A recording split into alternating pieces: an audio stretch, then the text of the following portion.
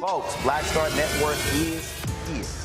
Hold no punches. I'm real revolutionary right now. Support this man, Black Media. He makes sure that our stories are told. Thank you for being the voice of Black America, Roland. Stay black. I love y'all. All momentum we have now, we have to keep this going. The video looks phenomenal. See, this difference between Black Star Network and Black-owned media and something like CNN. You can't be Black-owned media and be scared. It's time to be smart. Bring your eyeballs home. You dig?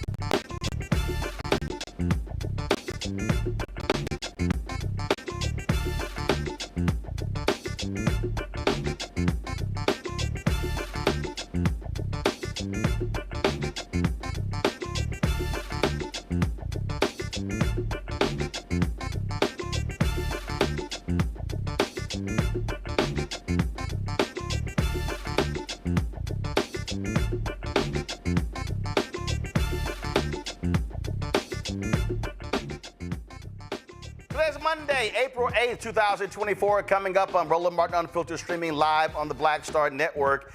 Actor Jonathan Majors escapes jail but must undergo domestic violence counseling. Reporter Law Victoria Burke was in the courtroom in New York City. She'll tell us exactly what took place.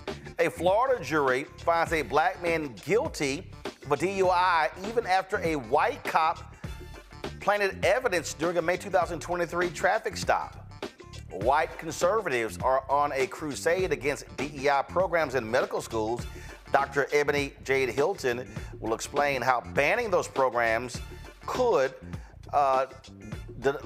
could lead to decades or crush decade-long efforts to address health disparities. April is National Minority Health Awareness Month, and of course, the focus is raising the importance of health and dealing with the racial data that we see, or really racial apartheid that we see. Tonight, we're going to find out why black women are most vulnerable to dying after childbirth. And Haitian leaders have laid out a political plan to have a president sworn in by February 2026. And South Carolina goes undefeated and wins the Women's National Championship. Dawn Staley becomes the first black coach to ever win 3 national titles. Well, first at Division 1A.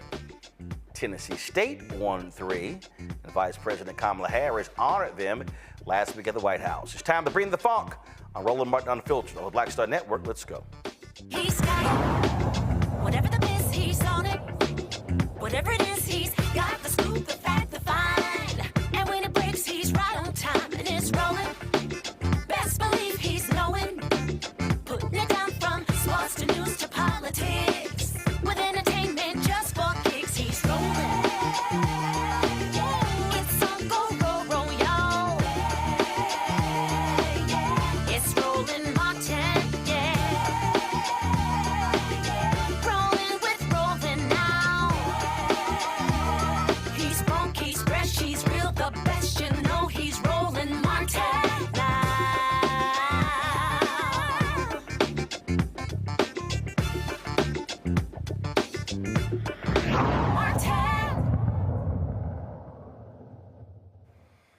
No jail time for actor Jonathan Majors. Of course, he was convicted of misdemeanor assault. He will have to take a 52-week mandatory in-person domestic violence program for assault and harassment of his former girlfriend during a domestic dispute. Law Victoria Burke of Black Press USA was in the courtroom in New York City. She joins us right now. Lauren, glad to have you here. So exactly what took place here in terms of what we saw in the courtroom. What really went on here?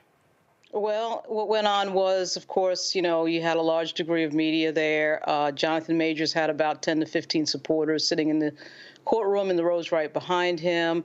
He came in and he greeted those people and shook everyone's hand before everything got going. Then there was a conference between the prosecution attorneys and his defense attorneys for a few minutes. And then about, I would say, 5 minutes to 10 a.m. this morning, his ex-girlfriend, Miss Grace Jabari, comes into court with like 5 people and sits down in the rows behind the prosecution side of the courtroom. And then the judge starts reading and then gives Ms. Jabari an opportunity to read a victim's impact statement, which was quite interesting. And then proceeded to tell everyone that after that was over, that Mr. Majors would have to complete this 52-week program and then sort of announce some other standard operating procedures with regard to what he can and cannot do. There was some restraining order. New York City does have that law with regard to if you are in some way involved in a domestic violence incident, you cannot own a firearm. So that was announced. And after that, Mr. Majors left. But I dare say that it is interesting that after all of this, it's a 52-week program, no jail time. One would think that this could have been settled a year ago. I mean, it is obvious that this was probably not going to be jail time. It is a misdemeanor case, and very surprisingly, it played out for 2 weeks in full-blown trial. I would be curious to know how many of these types of cases play out in full-blown trial for a misdemeanor case. So for Mr. Majors putting his ex-girlfriend in the back of an SUV, that for me is a bit much, particularly coming from a prosecutor, Alvin Bragg, who campaigned on this idea of restorative justice and not, he has that sort of progressive prosecutor type campaign that many other prosecutors have had around the country, that they would not just prosecute anything. It seems that this was a bit of an over-prosecution, to say the least. So it was an interesting time in court. There was a tremendous amount of media there, probably more media than I think I had seen at any other time when I was in court before. I was a little surprised at that. I was naive. So there was plenty of press there. You called the impact statement interesting. What do you mean by that? I think that there were a few lines in the impact statement with regard to Ms. Jabari. I have to get the actual statement to quote directly, but there was something in there about I will never rest, and he will do this to other women, and I will never rest until it is assured that I can stop him from doing that. Keep in mind that Megan Good is in the courtroom, sitting in the front row, right behind Jonathan Majors. And there was some lines in there about, she would never rest until all the facts came out and this and that. So I do think that Ms. Jabari has not gotten over this situation. She has sued him civilly. There's a sense there that she's not over this and that she's kind of trying to figure out a way to be in his life.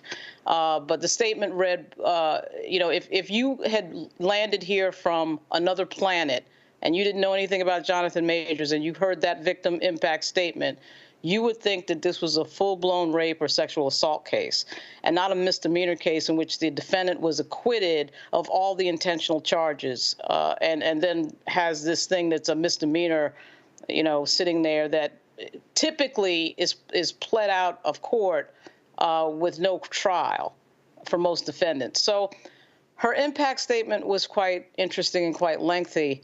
And I think that this is a person who has not completely gotten over this situation. Well, the point that you made about this, how this ended up, you're right.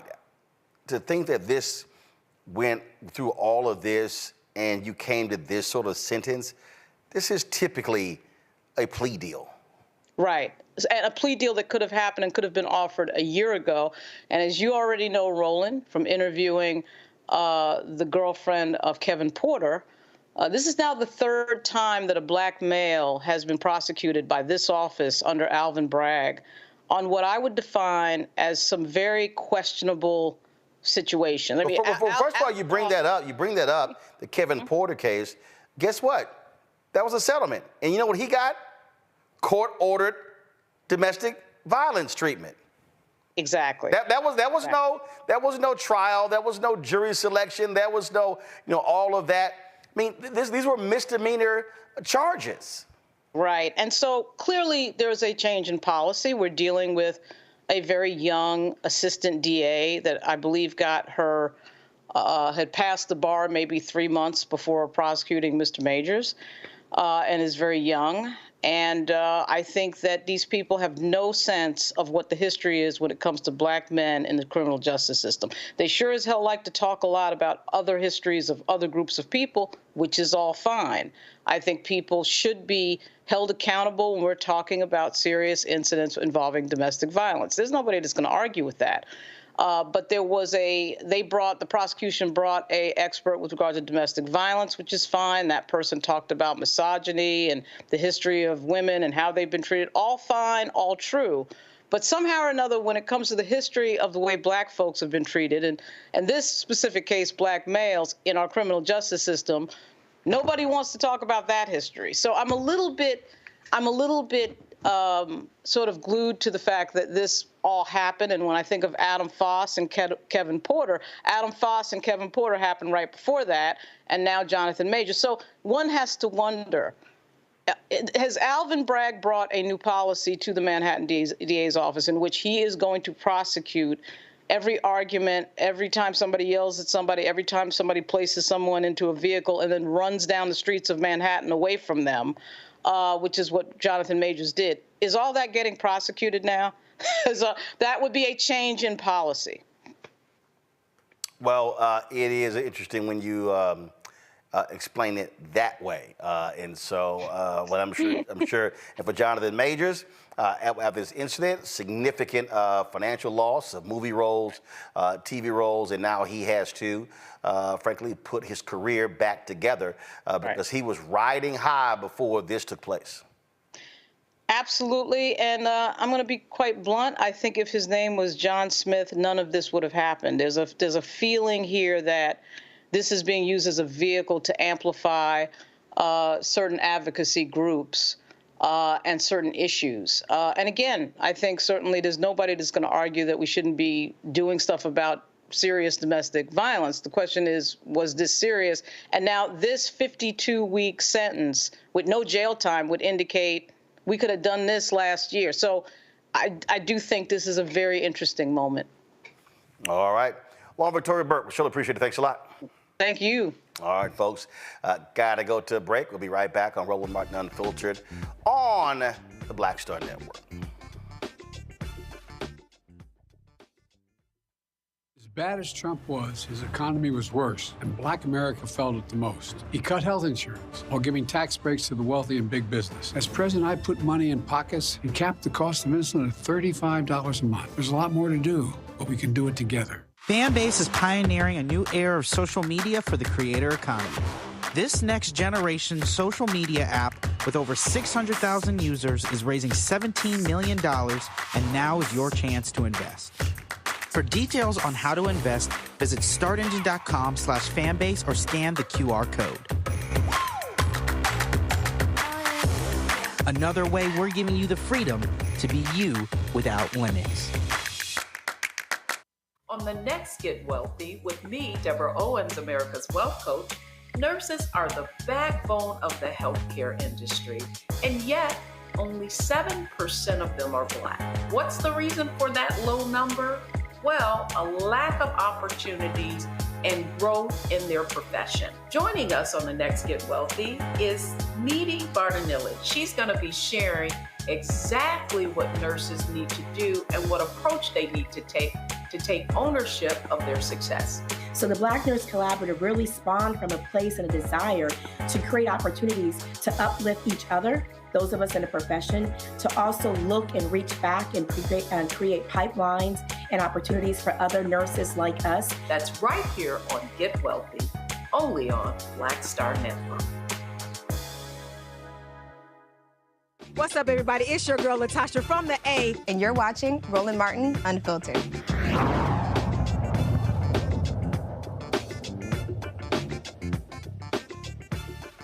A Florida jury convicts a Black man of DUI even after body cam video shows a white police officer planting evidence. Leon County Judge Jason Jones sentenced Calvin Riley to 10 days in jail and 6 months of probation for the May 2023 arrest. This case received a national spotlight just days ahead of the start of the trial because media outlet Our Tallahassee posted an edited clip of the arresting officer's body camera footage. The footage shows, in part, an officer picking up a bottle from Riley's car during the incident, pouring out the contents and placing the bottle back inside the vehicle. After the video garnered thousands of views and reaction last week, the Tallahassee Police Department denies any misconduct allegations. So I'm still sort of confused by this here. I'm going to bring in my panel right now to chat about this. Glad to have them with us today because it's quite confusing. And when you start talking about these type of stories and this judge's decision, I'm still trying to understand that the alcohol was in the car, and then now she empties the car and then places it back. Gavin Reynolds, contributor with The Root and former speechwriter for Vice President Kamala Harris. He joins us now from New Haven, Connecticut. Tyler McMillan, social justice leader, former national director, youth and college of the National Action Network. Derek L. Jackson, Georgia State Representative, District 68 out of Atlanta. You know what, I would say, Derek, if I'm the police department, I'm putting that officer on desk duty where they can get much better training, because I still don't understand. Once she pulled him over suggesting that she smelled marijuana, I guess I'm still confused how you can smell marijuana with a moving car. But then all of a sudden it turns into a DUI and she pours the alcohol out. So this whole case has been confusing. You know, Roland, it is often these types of scenarios that we constantly see, especially as it relates to Black men, how police officers violate their rights. I mean, when you go as far as planting evidence, so put training aside for a second, I think this is more about the behavior that we constantly see. This is a behavior where those who think that it's okay to criminalize citizens before there are even charged, before, as you stated, how can you smell marijuana? What kind of sense do you have? That's the reason why we have canines to do that kind of work. our sensitivity of our nose do not qualify a person to be able, in the court of law, saying, well, I smelled marijuana, I saw this empty bottle of liquor, and I suspect that this person should be charged. The judge, which is even more confusing, with this amount of evidence from the body cam video footage, clearly should make the right call on this. But we tend to not see this because when it comes down to law enforcement, and it's interesting that we continue to talk about immunity. This immunity that's typically garnered to law enforcement officers tend to create this behavior, this mindset that we constantly see in these types of scenarios. It goes well beyond training, well before training, because if this brother was European or someone other than Black, then the outcome of this scenario would be very, very different. And again, sure, it's 10 days given, but the reality is the actions of this officer should be questioned by folks all across the country. Absolutely. And, ordinarily in situations like this where we have body cam footage, we've seen the ways in which, thankfully, that footage sheds much needed light on the circumstances that actually transpired and actually end up making it such that, the inevitable Black man who's in this situation can get some sort of justice in that situation. But yet and still, here we have this body cam footage, and this Black man is still, received this outcome, that he has. And we see this happen time and time again, just in the cases where we do have body cam footage and it does make the news. But how many other instances, have we seen this occur? Or have we not seen this occur when we don't have that body cam footage? We don't have that evidence. In those cases, justice is far from served for those police officers who carry out this malfeasance. And we have to remember, too, that in so many instances, right, when Black men in these situations, like this gentleman here, get, this sort of stain on their criminal record, this can also have ramifications for their ability to vote and participate in our democratic processes. So it's important that we keep that in mind. It's important. The last thing I'll say, too, is that, again, and I beat the drum on this time and time again, in this election season, we know there's a lot at stake at the presidential level, but there's so much at stake at the state and local levels, too. When we talk about who are the judges who are deciding these cases, who are the sheriffs and police chiefs who are going to be, leading these police departments, who are the mayors, right, who we're voting for, who are going to appoint, those local law enforcement leaders. We have to understand that when we talk about our democracy requires participation from each and every one of us at every single level. And that can be the difference between, these situations happening or not, or when they happen, ensuring that these police officers get desk duty and not another ride around the block. Tyler? Yeah, I will echo the same words as my panelists before. I'll go into it deeper, but I think, my role as youth director, I had opportunities to work with a lot of families and victims that fell to police violence. And I think, this is just I would think that he came out safe, but I think this outcome is yet another failure on the U.S. Department of Justice. And I echo the same thing that, we saw the video, the proof was in the body camera footage. But I think that adds on to the lack of trust that's within the community. And the question is, what else has this department been hiding? I think there should be a review of every DUI that this officer has conducted. And I think there should be a federal investigation into the Tallahassee Police Department. All right, then we'll see what happens there. All right, we'll go to this next story here. And so we all know Donald Trump only gives a damn about rich people. But listen to this racist comment that he actually makes. And remember, he did the exact same thing when he was at 1600 Pennsylvania Avenue. And I keep trying to explain to people, Donald Trump has one desire. He wants white immigrants in this country. He does not want any people of color. Watch this.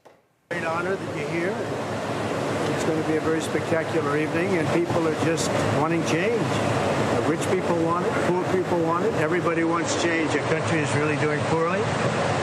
We're a laughing stock all over the world, and we're going to get that change very quickly. And this has been some incredible evening before it even starts, because people, they wanted to contribute to a cause of making America great again, and that's what's happened. We're going to make America great again. Everyone knows it.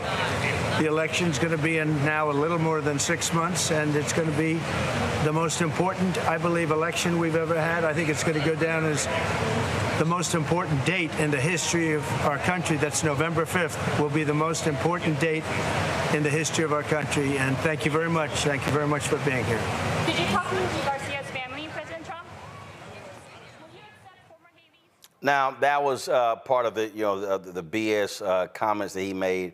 But again, he's talked about immigrants before and what he desires.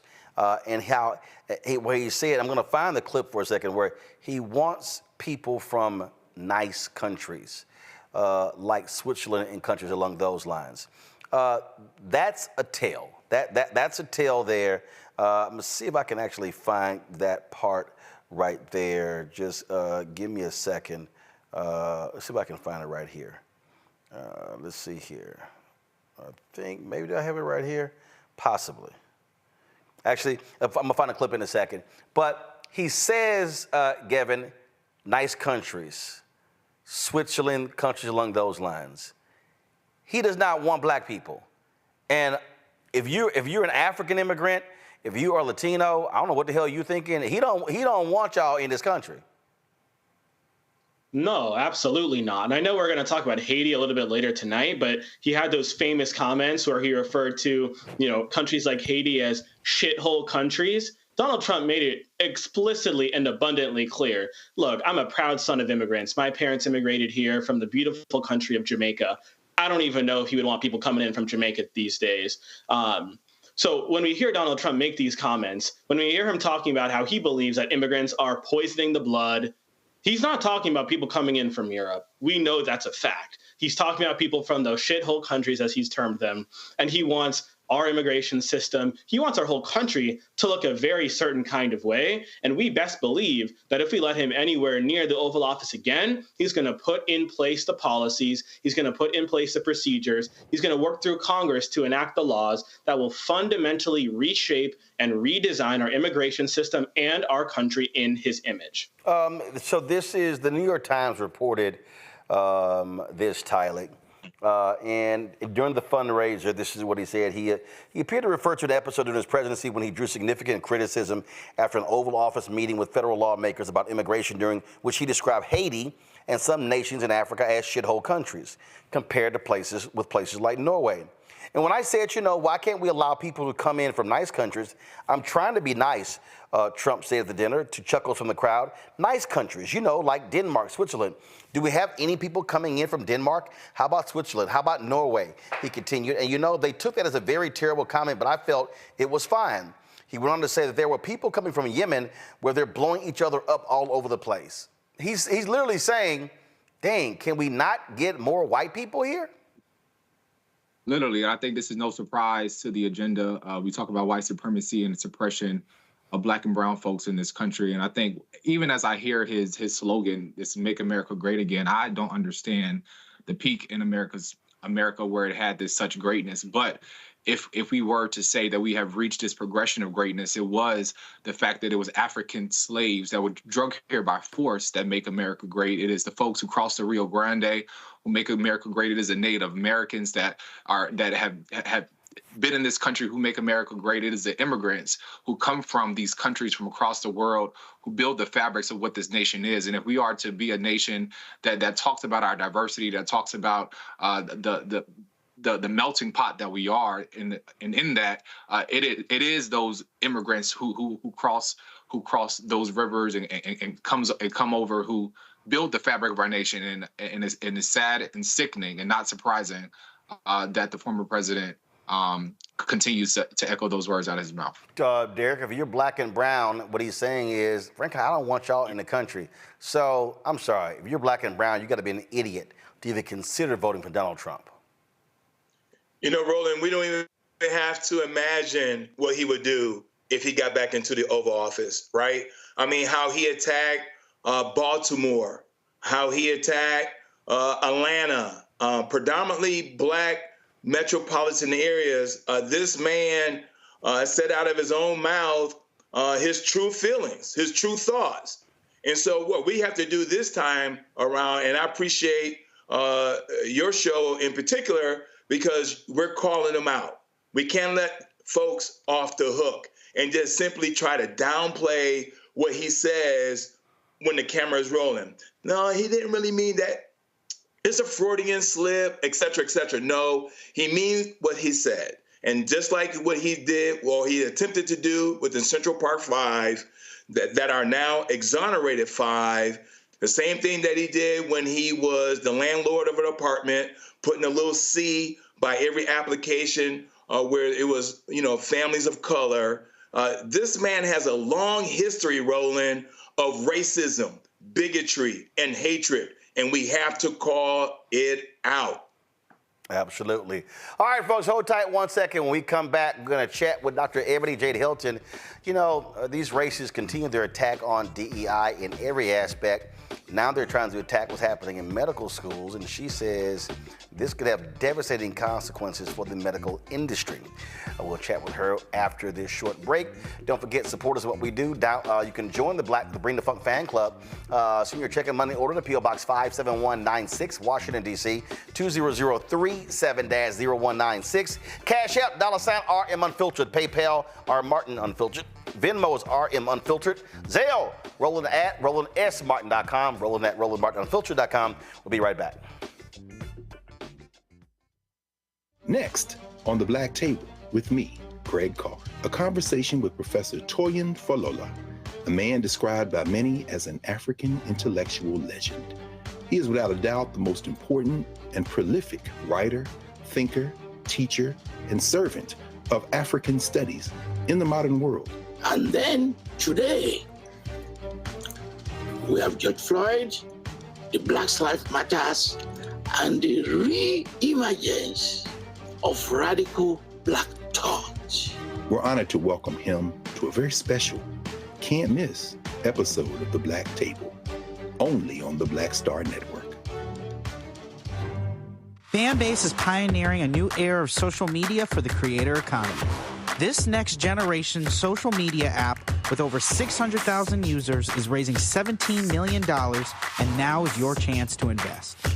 For details on how to invest, visit startengine.com/fanbase or scan the QR code. Another way we're giving you the freedom to be you without limits. Hello, I'm Jamia Pugh. I am from Coatesville, Pennsylvania, just an hour right outside of Philadelphia. My name is Jasmine Pugh. I'm also from Coatesville, Pennsylvania. You are watching Roland Martin Unfiltered. Stay right here.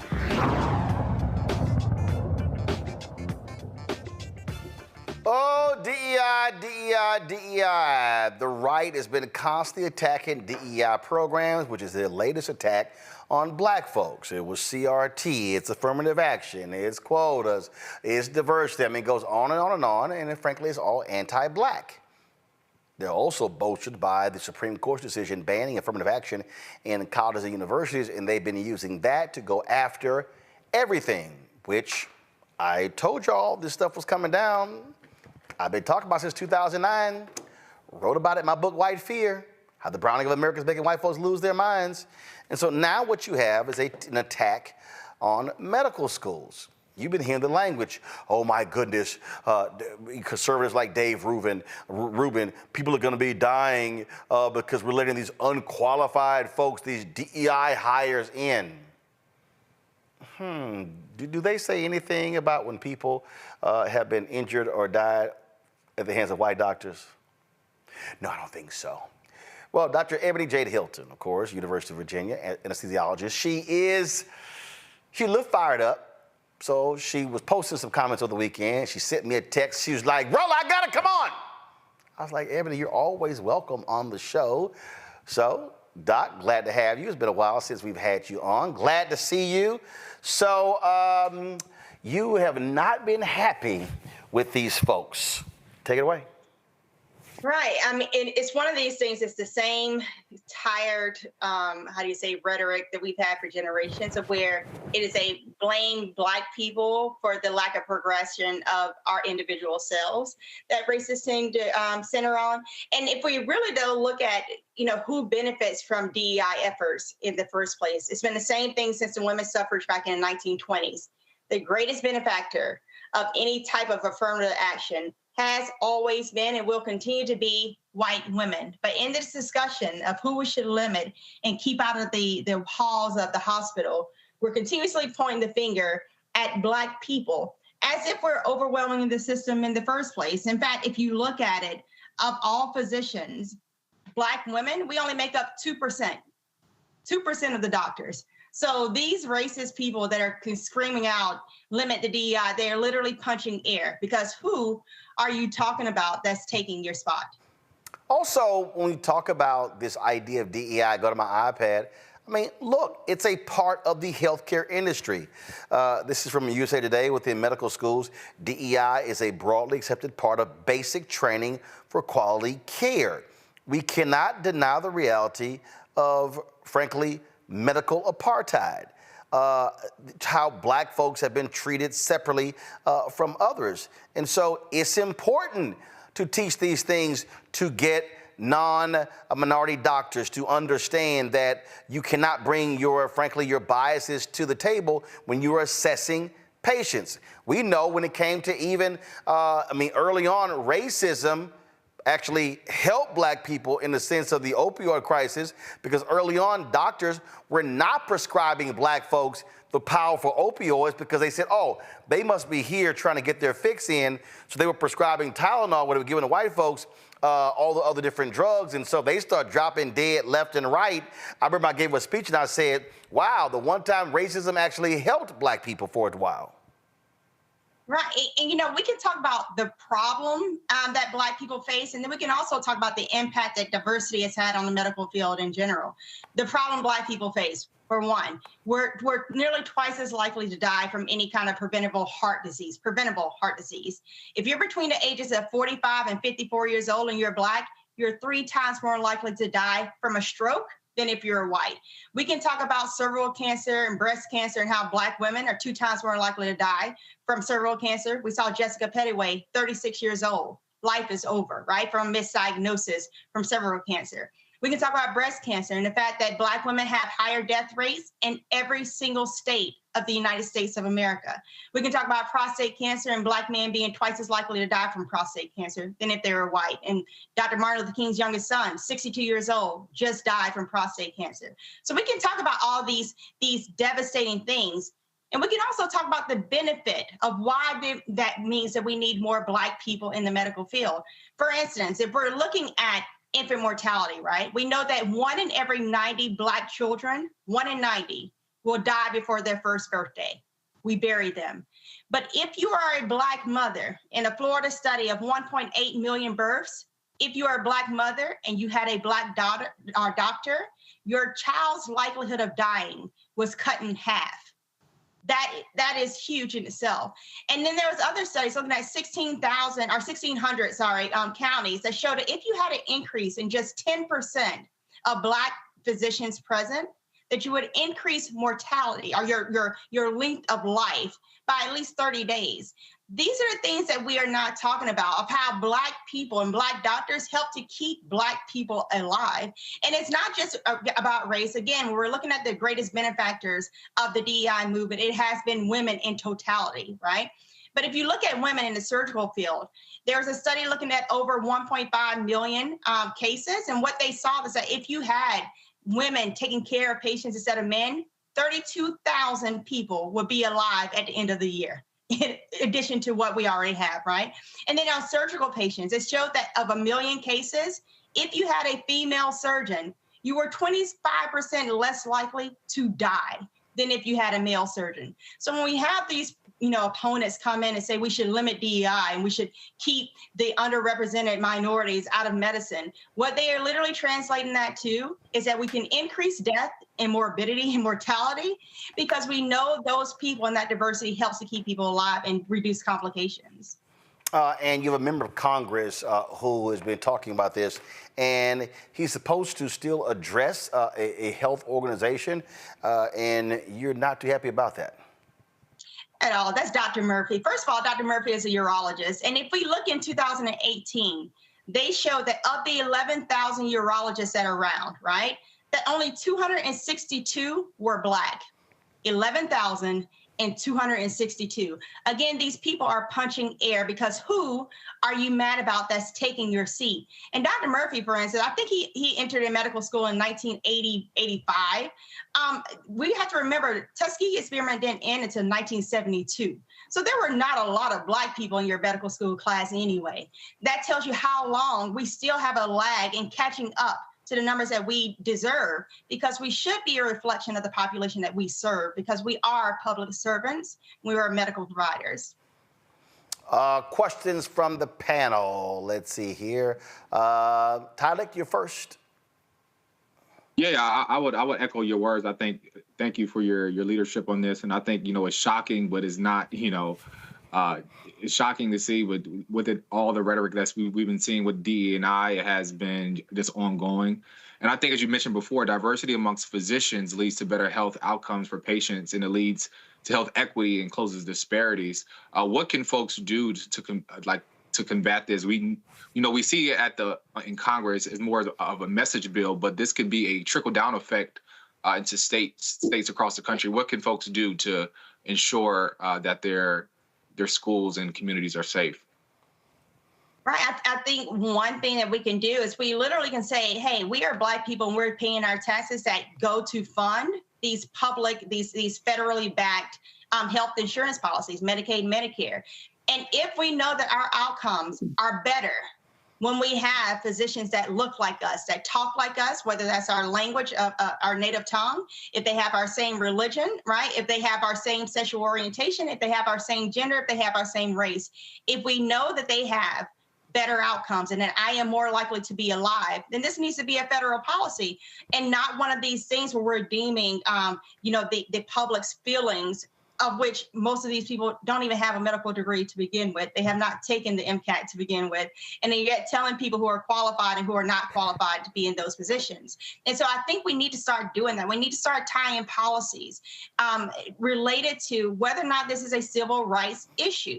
If we are dying more, shouldn't more be done to keep us alive? We are tax-paying citizens. We are citizens at large. Shouldn't there be something that looks at and holds accountable the institutions that we are turning our lives over to?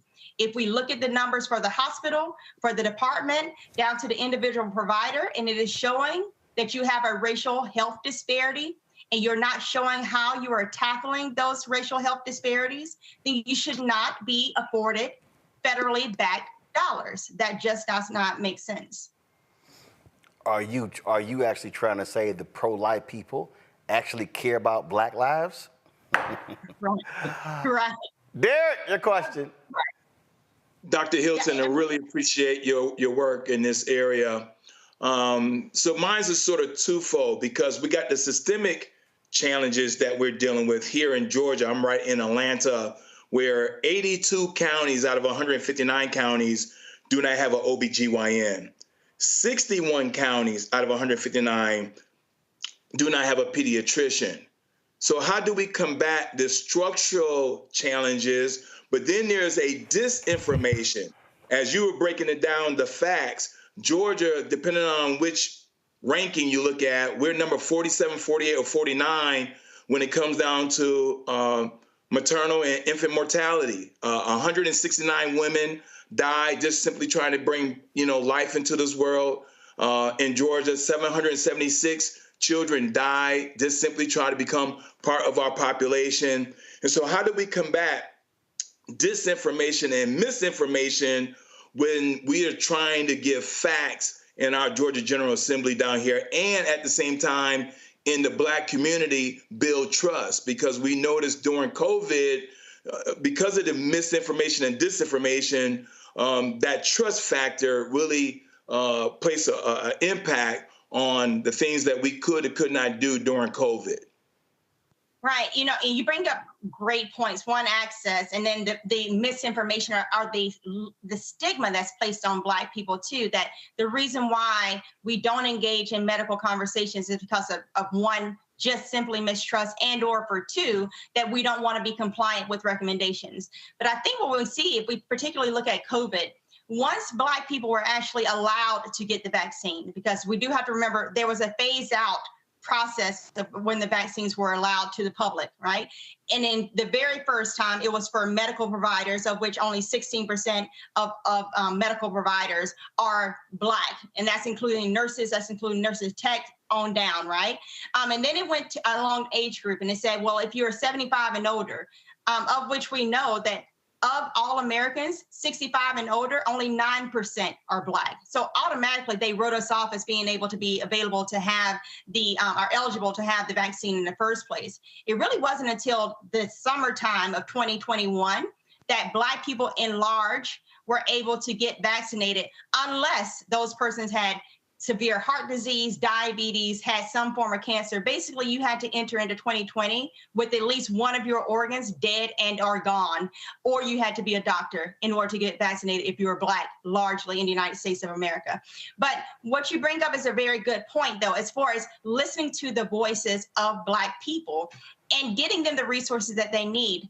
What we saw with COVID, in addition to the misinformation and the lack of access to vaccines, the two big hurdles that we had to go through, was that there were no hospitals within our communities. Literally, there were mobile vans behind the grocery store. There were in the parking lots of the barbershop and the church, in the church communion hall, right? Those are where we had to show up in order to get vaccinated.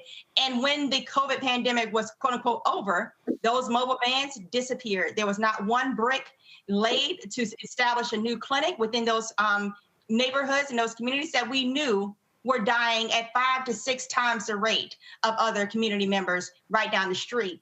And so what I again urge Black people to do is, we know that health is political, unfortunately. We can say, health and politics are two separate things, but it absolutely is not. And in Georgia in particular, we see the power of the vote and what you can do when we turn out in numbers. And I know it's difficult because they try to disenfranchise us, but again, you pay tax dollars. So why is it that you're taking money out of my check every month that I could be using to feed my children, and yet my children don't have a pediatrician within their community? Why is that? Why is it with the development of telehealth? Why is it that every single public school at this point doesn't have telehealth capabilities of where a pediatrician can dial in and view my child while they're still in school, and one, reduce the likelihood or the need for me to get off of work, right? And also prescribe the medication so they can get treatment right then and there. Why are we not doing that? We have absolutely the means to do it. But in America, because of the people that are in place, in power, have never had the kind of the consequence of what the disparity looks like. They don't live check to check. They've never had an issue of availability of a provider because they're afforded one, right? We have to look at that, because it can, even with the best of persons, put a blinder up where you don't see the obstacle that everyday Americans are having to face.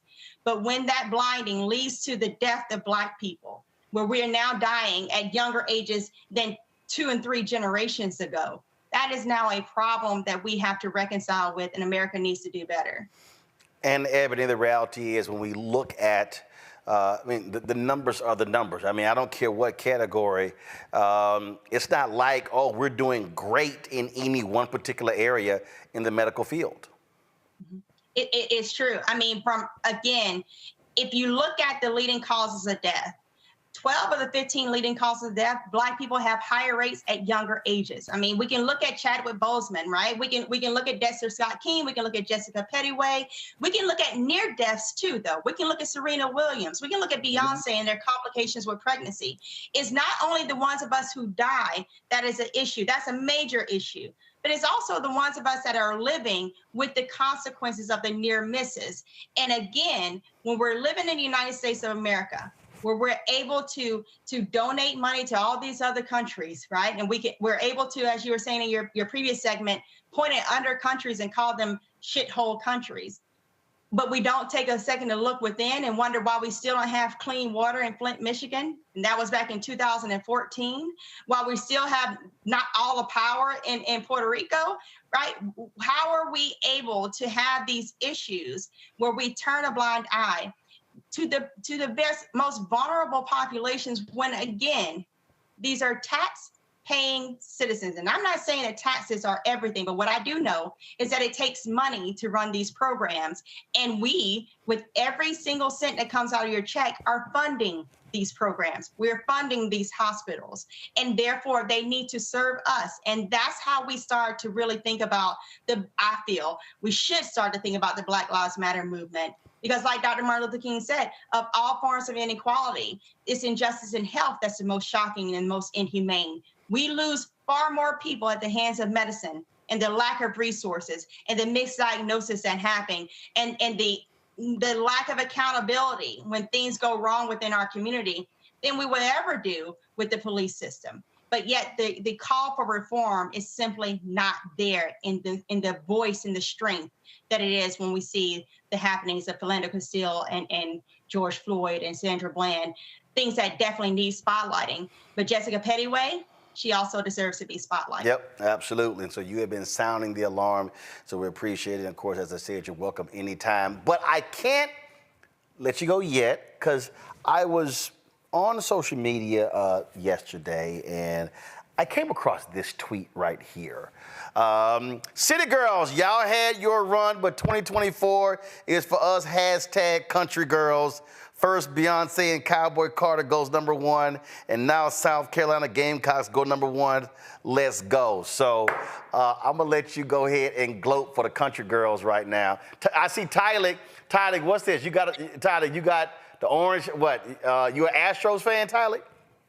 I'm just got my Cowboy Carter on, celebrating the Beyonce. So. Oh, all right then. Well, Ebony, you and your fellow country girls feeling yourselves, huh? I mean, as we should. I mean, again, we have the #1 album out. This is global. It's not just within the United States of America. And then I'm not sure if you all saw, but the Gamecocks did shut it down. And that is a very young team, so we're not going anywhere. I am from Little Africa, South Carolina. Please look us up. So, yes, I was very much not only clapping, but I felt like I was in the stands. Yes. Gavin, you trying to say something? Well, I was going to say I didn't get to ask my question, Roland. Oh, I'm sorry. My bad. I thought go ahead. What's your question for Ebony? You're good. Dr. Hilton, thanks for joining us. I want to just thank you for all that you're doing, the service you're providing to your community, the platform, how you're using your platform. I mean, I just gave you a follow on Twitter. I'm excited to stay engaged. And I want to thank you on behalf of all the young future Black doctors who are out there who are watching you do what you do and feel inspired by it. Folks like my little sister who is about to start dental school. I'm very proud of her. But I wanted to ask you, taking a step back and thinking about how we can build the pipeline of Black doctors in medicine. I know from friends of mine who are in the field, or like I said, my little sister, that there are a lot of barriers, right, that stand in the way of students making it to medical school. Academic barriers, obviously, but also some financial barriers, whether it comes to the MCAT test prep, or paying to actually take the MCAT, or paying for your application fees, your secondary fees. How can we remove some of these barriers? Are there policies? Should the medical schools be doing more? Are there scholarships out there for students who might be listening? Just wanted to get your take on how we can reduce these financial barriers that stand in the way of so many of our young, potentially future doctors, making that crossover into medical school. That's a great question, and congratulations to your sister. It's one of those things. I didn't come from a medical family. My parents, they didn't graduate from high school. I mean, it really was a learned process of how do I even apply for this, and this? What do you mean there's an MCAT? But I was very fortunate to have people placed in my path that when I had a question, that I could go to them and say, can you just show me how? Because I know I'm more than capable. And that's the thing. Of all the degrees that you see behind me, truly my greatest degree is my lived life experience, because that can't be taught in a book. And it will make you, for those young people who are watching me thinking, I don't know what it takes to be a doctor. Because you've lived it, you absolutely therefore understand what are the obstacles that are placed in the way of persons trying to get and receive access to medicine. And therefore, you are exactly who we need to be there. So as far as what you can do to get medical resources and financial resources, this was probably about 10 years ago at this point, I made a YouTube video explaining just what you should do if you're a pre-med student. How do you get your letters of recommendation? What are some research projects you can do? How do you strengthen your application? What are some summer undergraduate research programs that are offered at all these different institutions? And also, where are some free MCAT prep programs? It's on my YouTube channel, of which, again, I only have like 2 videos. Do not look at it for that because that's not what it was for. But anyway, it was EJ Hilton, I think is my at Gmail. I don't know. I don't do YouTube. But the point being, I will try to get it to Roland so he can post it. But underneath that video, in the caption, you can see all these links of where you can go and get these resources, because I do believe there are so many brilliant Black children that are in these communities that are oftentimes overlooked because we're Title I, right? That was me getting free lunch in elementary school. I lived that life. And because of that, that's why I know that there's no hospital within those communities, because there's still no hospital within my community that I grew up. And that's why I am so vocal when I speak out to say that those people, my family, their lives matter. And I can see the difference in the resources that are afforded to me now that I live in a higher income neighborhood than what I was when I was a child, who was just as brilliant, just as capable, just as eager to contribute to my community and to my country, but I wasn't giving the access, right? I had to go and actively try and be on this treadmill, proving to everyone on and on from every grade level that, yes, I can do this. And what it led to was me getting 3 degrees in 4 years while working 2 jobs, graduating with honors, going on to medical school, graduated top of my class, and then going on to be the first at every single institution I've worked at so far, the first and only Black person to work at that institution in my specialty. And it doesn't have to be that way. I am proud to say that since I've worked at those institutions, they've at least tripled the number, which means only 3, but still being very vocal that it is not right that we continue to allow for the exclusion of persons who are beneficial, not just because they're there, but they literally take better care. They reduce the morbidity, they reduce the mortality, meaning they reduce the complications and the likelihood that patients die. That's why we are needed. Well, look, y'all, I tried during COVID to get Ebony to do more videos, and she and her partners with their health practice in South Carolina, they do some videos. I tried, y'all. I tried. So maybe we'll try Ebony Jade Hilton YouTube 2.0 in 2024. Right. We had to bring you to video boot camp. All right. Always good to see you, Ebony. Thanks a lot. Thank you. Y'all have a good one. All right, take care. All right, folks, got to go to a break. We come back, more. We'll talk about the Gamecocks going undefeated. And you got to love Black people. Wait till I show you this video of Dawn Staley and her speech after winning the championship, as only Black people could do it. Yeah. You're watching Roland Martin Unfiltered on the Black Star Network. As bad as Trump was, his economy was worse, and Black America felt it the most. He cut health insurance while giving tax breaks to the wealthy and big business. He stoked racial violence, attacked voting rights, and if reelected, vowed to be a dictator and, quote, get revenge. We can't go back. As president, I put money in pockets, creating millions of new jobs, and capped the cost of insulin at $35 a month. There's a lot more to do, but we can do it together. I'm Joe Biden, and I approve this message. Terry and I, we couldn't play in the white clubs in Minnesota. It felt like such a, strength through adversity type moment that I think Black people just have to go through. We have to figure it out. Right. We make lemons out of lemonade. But there's a reason we rented a ballroom, did our own show, promoted it, got like 1,500 people to come out. Clubs were sitting empty. They were like, where's everybody at? And I said, they're down watching the band you wouldn't hire. So it taught us not only that we had the talent of musicians, but we also had to have the talent of entrepreneurship. Mm-hmm. It wasn't like a seat at the table. It's like, no, let's build the table. That's right. We got to build the table. And, that's right. And that was the thing. And of course, after that, we got all kinds of offers. Of course. Right, to come play in the clubs. But we didn't do it. We said, like, no, we're good. No, we're good. We're good. And that's what put us on a path of national. And of course, when Prince made it, then it was like, okay, we see it can be done.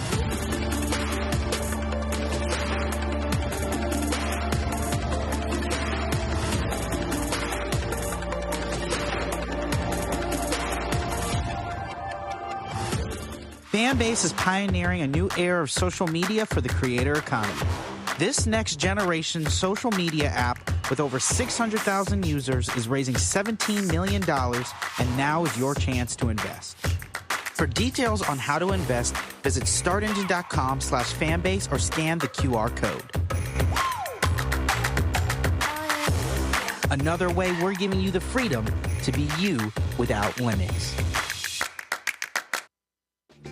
I'm Marissa Mitchell, a news anchor at Fox 5 DC. Hey, what's up? It's Tammy Roman, and you are watching Roland Martin Unfiltered.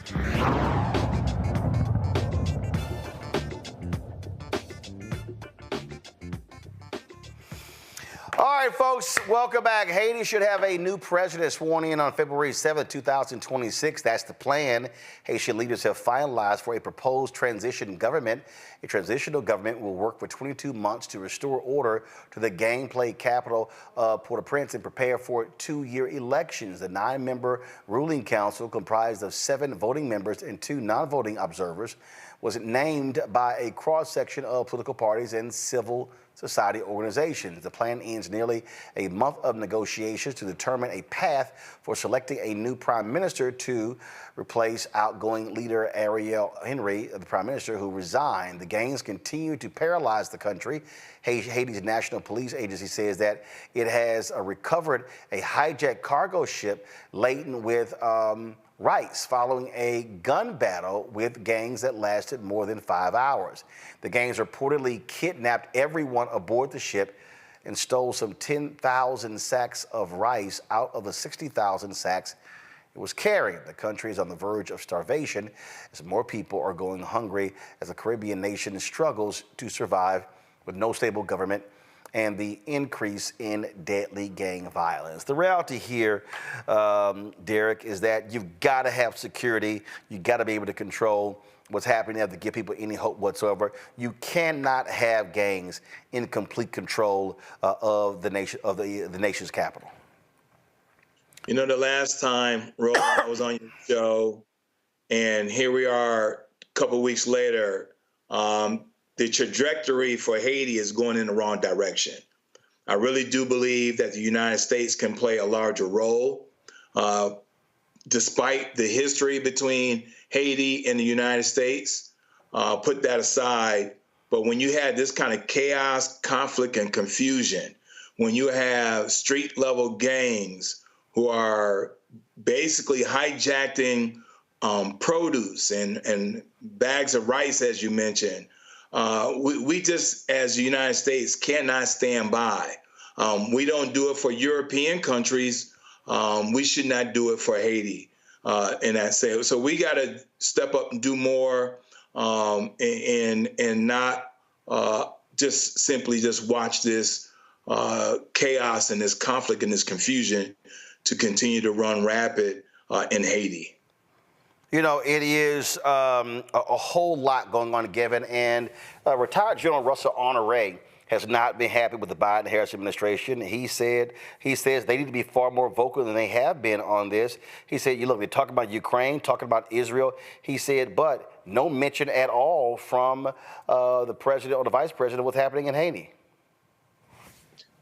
I think it's important that the president and the vice president definitely say more on this issue. We know Secretary Blinken has been very active in trying to help negotiate peace in this situation. So I look forward to the administration continuing to, build on the work that they've been doing with CARICOM, to arrive at some stability in this situation. Because, look, we got a lot of problems here in the U.S., so we take for granted that we don't have to worry about the level of turmoil and chaos and violence that we're seeing, play out in Haiti right now, because the bottom line is this: the people of Haiti deserve, way better than this. And I think the president and vice president certainly understand this. The vice president, as our first, Caribbean vice president ever, and the highest ranking certainly that we've ever had, I think is acutely aware of the needs of the Caribbean. She's met with a number of Caribbean leaders, both here in the U.S. and in the Caribbean. And so I do believe that she, and also the president, who is, certainly very well versed in foreign affairs during his long career, in government. I think they're both very well aware that the U.S. certainly has a big role to play. I think France certainly needs to be doing a whole lot more as well, especially given the history, between France and Haiti. Look, I mean, I'm very concerned. I mentioned it a few minutes ago, being a son of Jamaican immigrants. I was in Jamaica not too long ago, and I was asking someone who I met down there, if he was concerned that some of what we've seen happen in Haiti as it pertains to the gang violence, which Jamaica is seeing a spike in, might have spillover effects to countries like Jamaica and elsewhere in the Caribbean. And he certainly was very, nervous and anxious about that. And a big reason why is because of the flow of guns, right, between countries like the U.S. and Jamaica, Haiti, and other Caribbean nations. So I think it's really important that, leaders of these various nations, recognize the need to clamp down on the illegal flow of guns, because that flow is really helping to support the gang violence and gang activity that we're seeing, in countries like Haiti. And so I do believe that the president and vice president, Secretary Blinken, are engaged on this issue. They recognize how important it is. And I look forward to them continuing to build on that work, doing even more to hopefully get to a situation, as they've done so far, to help bring about some peace, that they can actually, help get that done. And we can see some stability in government in Haiti for the benefit of the people. Tyler?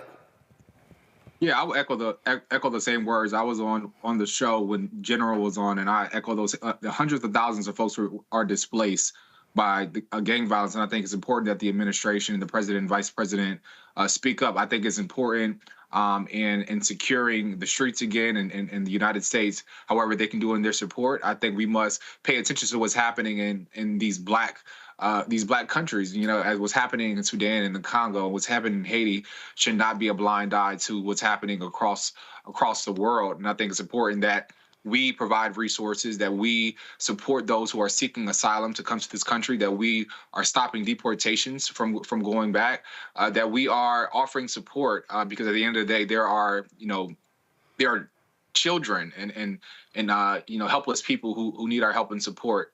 And it's crucial that this administration address the need of the Haitian people, and that the administration also listens to trusted voices and media outlets, and that the president's advisors take into account of what Haitian Americans are saying that the response should be. Absolutely. And so hopefully those things are going to get done. All right, folks, going to go to a quick break. We'll be right back. Roland Martin Unfiltered on the Black Star Network. When you talk about blackness and what happens in black culture, we're about covering these things that matter to us, speaking to our issues and concerns. This is a genuine people-powered movement. There's a lot of stuff that we're not getting. You get it, and you spread the word. We wish to plead our own cause. Too long have others spoken for us. We cannot tell our own story if we can't pay for it. This is about covering us. Invest in black-owned media. Your dollars matter. We don't have to keep asking them to cover our stuff. So please support us in what we do, folks. We want to hit 2,000 people, $50 this month, raise $100,000. We're behind 100,000, so we want to hit that. Y'all money makes this possible. Check some money orders. Go to P.O. Box 57196, Washington, D.C. 20037-0196. The Cash App is $RM Unfiltered. PayPal is R Martin Unfiltered. Venmo is RM Unfiltered. Zelle is Roland at RolandSMartin.com. Fanbase is pioneering a new era of social media for the creator economy. This next generation social media app with over 600,000 users is raising $17 million, and now is your chance to invest. For details on how to invest, visit startengine.com/fanbase or scan the QR code. Another way we're giving you the freedom to be you without limits. everybody, I'm Kim Coles. Hey, I'm Donnie Simpson. Yo, it's your man Dion Cole from Blackish, and you watch Roland Martin, Unfiltered.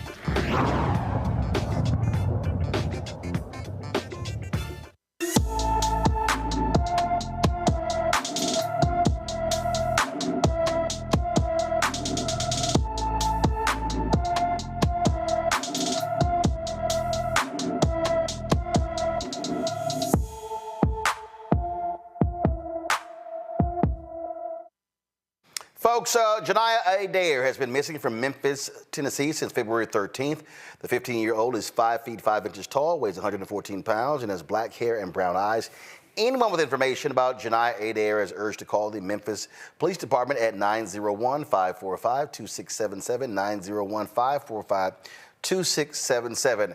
All right, folks, everybody all around the world was talking about the eclipse today, depending upon where you were located in the country. You had a lot of hilarious videos, people out trying to figure out what to do. We live streamed a feed. NASA, man, they had a feed. Their feed was absolutely packed on YouTube. At one point, I checked, some 700,000 people was on the NASA live feed, and it was actually pretty cool seeing all of the they were bouncing around the country, talking to a variety of people who were gathered as well. So it was pretty cool. So before now, depend upon where you were, you didn't see much of it. Some other places they actually had a lot, and let me tell you how significant NASA's YouTube channel was. I just checked; they had 3 hours and 9 minutes of coverage on their official broadcast. Go ahead to show us. So this is of course what they started with. I'm just going to advance it a little bit here, and they had a total of 11 million views over those 3 hours on NASA's coverage. Pretty cool there. So, okay, Tylik, were you eclipse focused today? You know what, Roland? I went to all the stores and could not find glasses, but I saw your trick on Instagram, and I, flipped my my camera. See, you always gotta. Folks, y'all gotta understand, you gotta do your research. So I came across this story. It was from 2017, and what I did was I typed in eclipse and iPhone, and a story came up in 2017 that said, "Hey, no big deal if you don't have the sunglasses. The trick was for you to put your camera on selfie mode, and then again, don't stare at the camera, but actually take a photo of the eclipse, and then you would be able to actually see exactly what was taking place." And so again, depending upon where you were in the country, it showed different things. I'm going to pull up some photos in a second right here of what happened, what it was like for me where I was in Northern Virginia. I was checking out different times. So this here was one of the photos. This was another photo. You see I zoom in right here. And so it wasn't that great or dramatic, but it's all good. You just had different opportunities there. How about you, Kevin? Yeah, I took in the eclipse today. I certainly hope Donald Trump didn't stare directly in it again. Poor eyes. But I had fun. I had fun out there. I had my glasses on. And let's not let this moment pass without, calling for, all young Black folks out there who enjoyed looking up at the eclipse today to recognize that there is a career field out there, a number of career fields out there that, they can spend their days looking up into space through telescopes. We need more Black astronomers and engineers and astronauts. We actually have a Black man, Victor Glover, a NASA engineer, who's going to be going up to the International Space Station in the next SpaceX launch, and that's historic. That's really exciting. NASA did this really cool, or some of the Black NASA astronauts did a really cool campaign recently, not astronauts, all sorts of engineers, young Black engineers who work for NASA in a number of capacities, did a really cool campaign on social media showing some of their, Black beautiful faces. And so, let's not let today pass without, putting in a plug for, more programs out there that are exposing, young Black students to careers in space. So, I think today was a lot of fun, but I think the sky is the limit, as to what our people can do to uncover more and more knowledge about space and our solar system. Go to my iPad. Let me shout out my homegirl, Courtney Robertson. Today is her birthday. She actually traveled to Niagara Falls on the Canadian side to experience the eclipse. And so she sent me, she knows when she's going to get a shout out, but she sent me this video from Niagara Falls, which I thought was pretty cool. Derek, how about you? Roland, I did not get a chance to participate in this. What the hell were you doing? Listen, because we had another eclipse here in Atlanta, Roland. Today, 50 years ago, is when Hank Aaron eclipsed Babe Ruth Rucker and hit 715 homers. That was the eclipse we were participating here in the ATL, because 50 years ago, a man named Hammer and Hank Aaron eclipsed, you like how I did that? Eclipsed Babe Ruth's record. So was there a program or something that was going on today?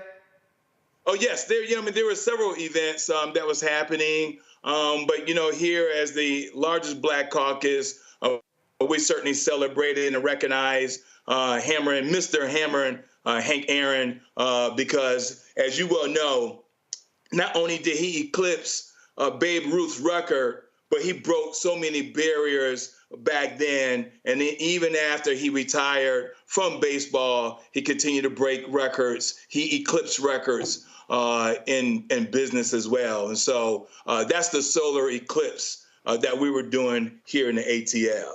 Okay. All right, then. So you like how I played that eclipse? You like how I did that? Yeah, that was a nice try. Go ahead. Somebody go ahead. Someone go ahead. I was going to say, he spoke about, Victor Glover. I must say, with the alphas on the line, that Victor Glover is a man of Sigma, astronaut. Shout him out. Okay, that's cute, but you're late. Yeah, that's cute, but you're late trying to get it in.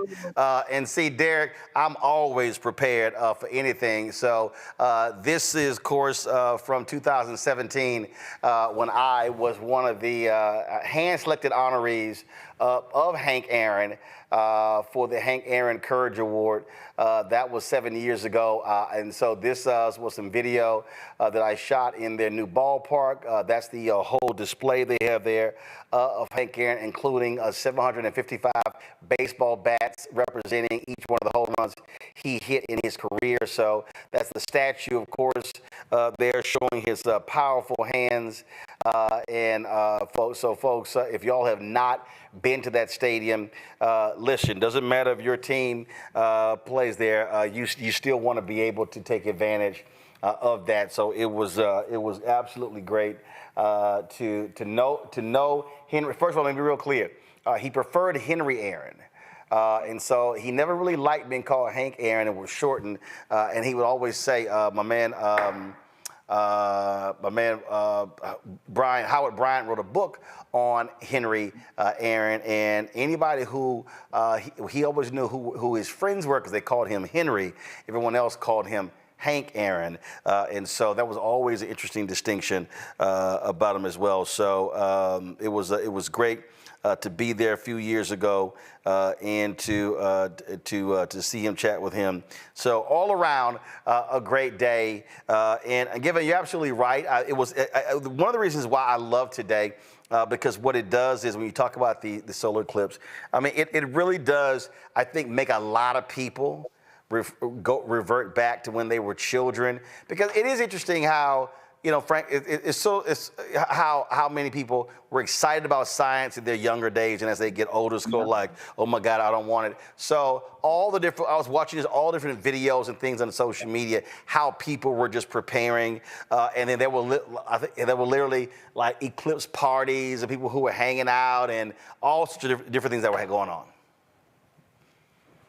Definitely. I think days like today make science fun. And it's sad, right? Because like the more advanced you get in school, the subjects become harder and harder and harder. It's a lot easier to be like, nah, I don't really want to do that. But if you can get young people when they're young, if you can get them at an early age to love science, to love math, it's really like once you hook them, you got them, right? And as the subjects get harder and harder, they have that innate, they have that love that they developed at a young age, and that'll drive them through. So I really love days like today, and other sorts of, when other sorts of events happen where, all of us are glued to, our TVs, our phones, something to do with science, and we just see how cool it is. So, I think kudos to those who, unlike me, I was a neurobio major in college, Roland, actually, and I do not work in that field, but I did stick with my degree. I got that degree, but I credit my mom and my dad who, really, raised me to understand that science can be cool, right? That science can be fun. And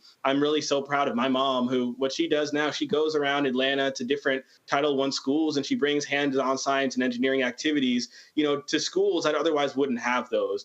And I've seen a meaningful difference in some of those students she's worked with for years who get older and they're like, actually, I might want to be an engineer. I might want to be a scientist. I might want to be a doctor. And so I think those sorts of things are so important, especially tying to the conversation we just had, with the doctor who joined us, that, we gotta increase the number of Black folks who are in these science and math and engineering fields. And days like today, hopefully, we can hook some of our kids and keep them on that path. All right, then. All right, gotta go to a break and see, Derek, here you go. Since you were sitting here talking this. Hold on one second. I had it up. Give me 1 second. There we go. I got it back. And so this was from 2017. Henry Aaron, the great man himself. And so I will be sure to, when I get off of the air, a lot of times people forget this. When I get off there, I'll be sure to call his widow, Billy, just to check on her, see how she's doing. All right, y'all, hold on 1 second. We come back. We're talking South Carolina Gamecocks. National champions, 38-0. Lots of love for Dawn Staley. Well, that's next as we continue to celebrate Black excellence. You're watching Roland Martin Unfiltered on the Black Star Network.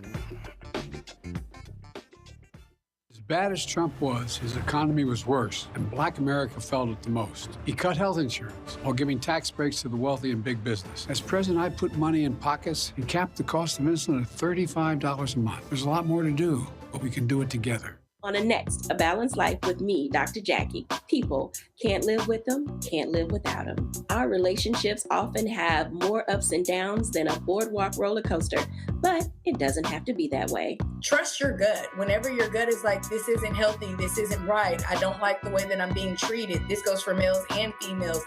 Trust your gut, and then whenever that gut feeling comes, have a conversation. Knowing how to grow or when to go. A step-by-step guide on a Next, A Balanced Life on Black Star Network.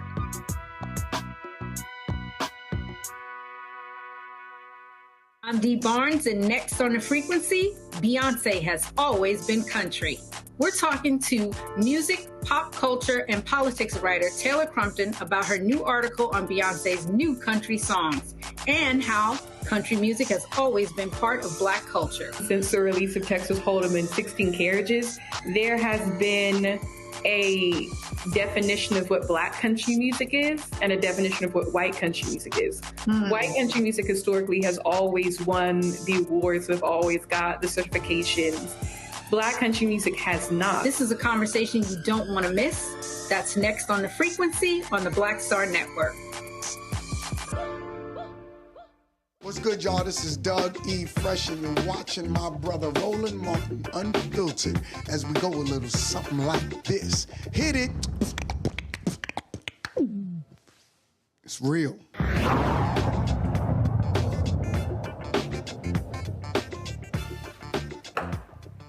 All right, a lot of attention was on Caitlin Clark, but guess what?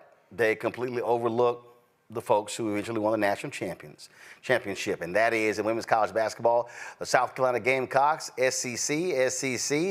They defeated. This is actually a video here, of course, the end of the game when they won the title. Quite an emotional Dawn Staley as their team won. Here's the trophy presentation.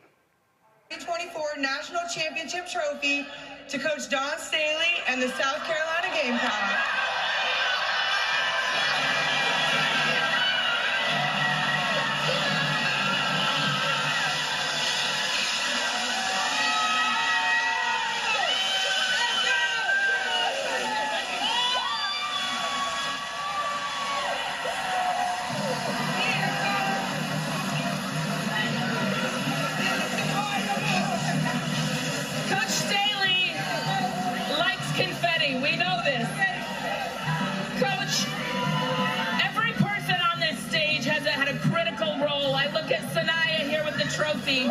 all of the players, Bree Hall stepping up, hitting crucial shots. How was this a collection of effort tonight to achieve perfection? Before I do anything, I gotta give honor to the Most High God for allowing us to be back at the same place in which we had sad tears. And I just want you to know that the God I serve,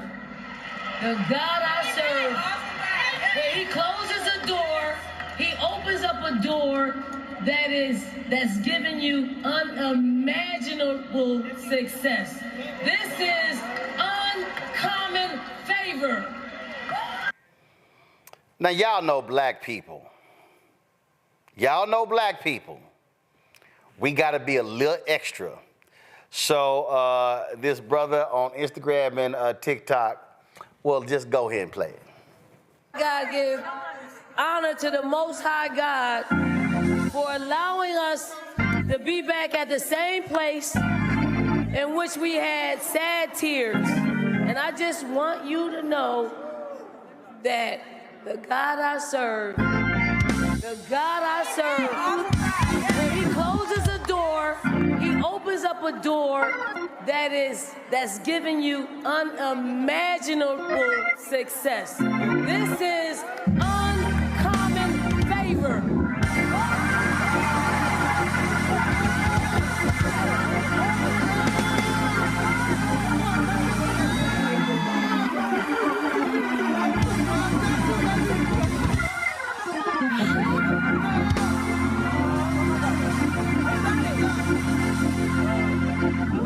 We serve an unbelievable God.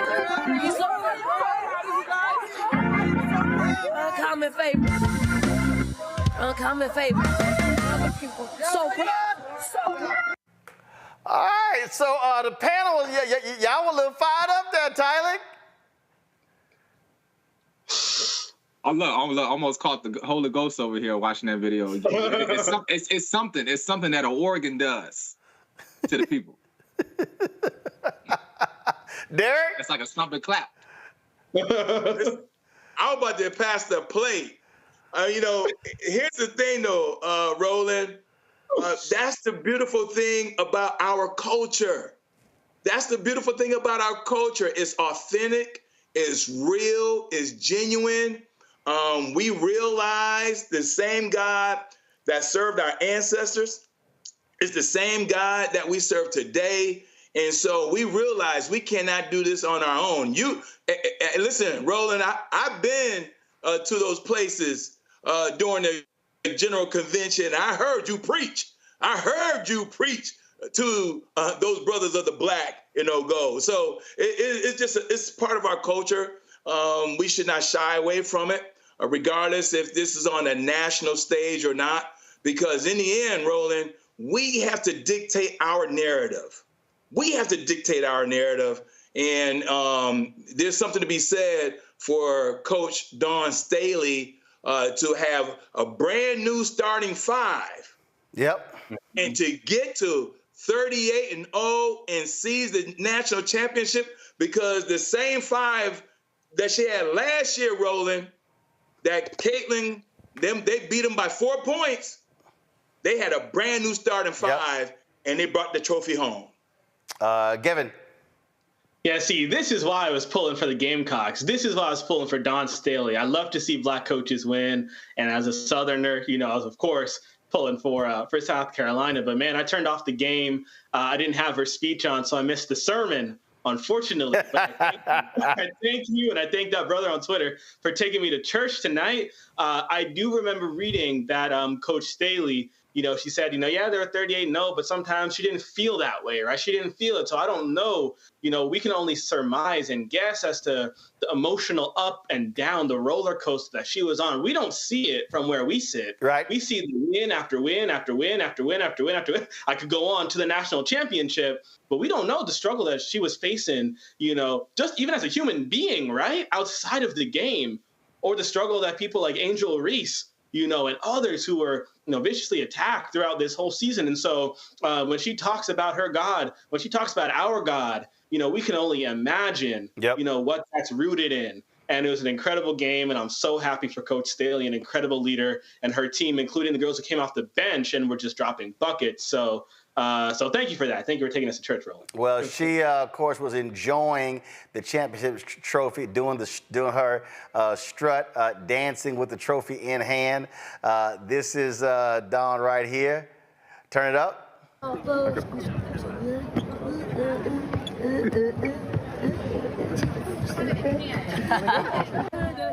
Now, I told y'all black people do stuff a little bit extra, and so when Dawn Staley was coming to the arena,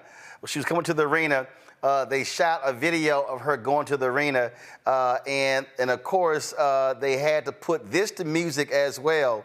And I know this probably drove Jamel Hill and Barry Williams crazy because they're not fans of this song. That's why I'm purposely shouting them out. So I had to go ahead and play this one too.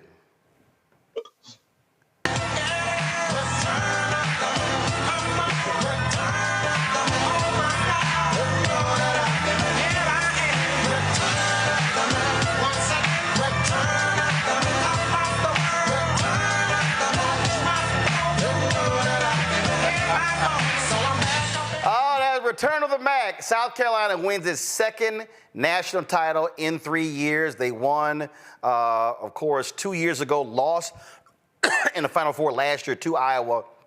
Won it all this year, going 38-0. And a lot of people have been talking about how Dawn Staley has become the first black coach to win 3 national titles. But that's actually not correct. She's the first black female coach. She's the first black coach to win it in Division 1A. Vice President Kamala Harris last week actually saluted the first HBCU to win 3 national championships, and that is Tennessee State. Watch this. Hello, Tigers. Hello. Hello, welcome, everyone.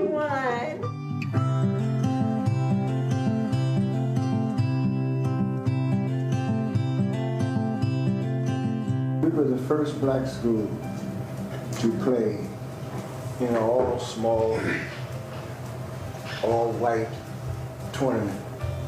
And what happened? We won the tournament. How many times? 3 times. You know, 3 small college championships, unbelievable.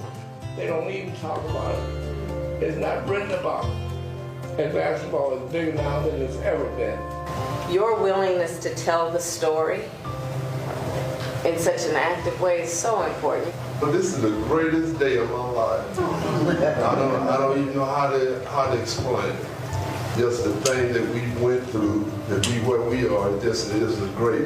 Don't get any better than this. These gentlemen and their teammates who we have named are a perfect example of the excellence that comes from our HBCUs, and I'm incredibly proud.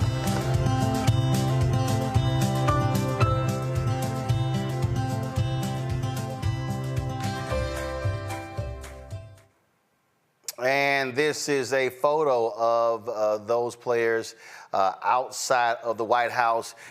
They, of course, were not invited when they won. They won the NAIA, and here they are, 65 years later, and they won 3 of those titles. And, you know, for a lot of people out there who, you know, it trips me out, Gavin. You got people out there who say, oh, you know, this is performative, this stuff means nothing.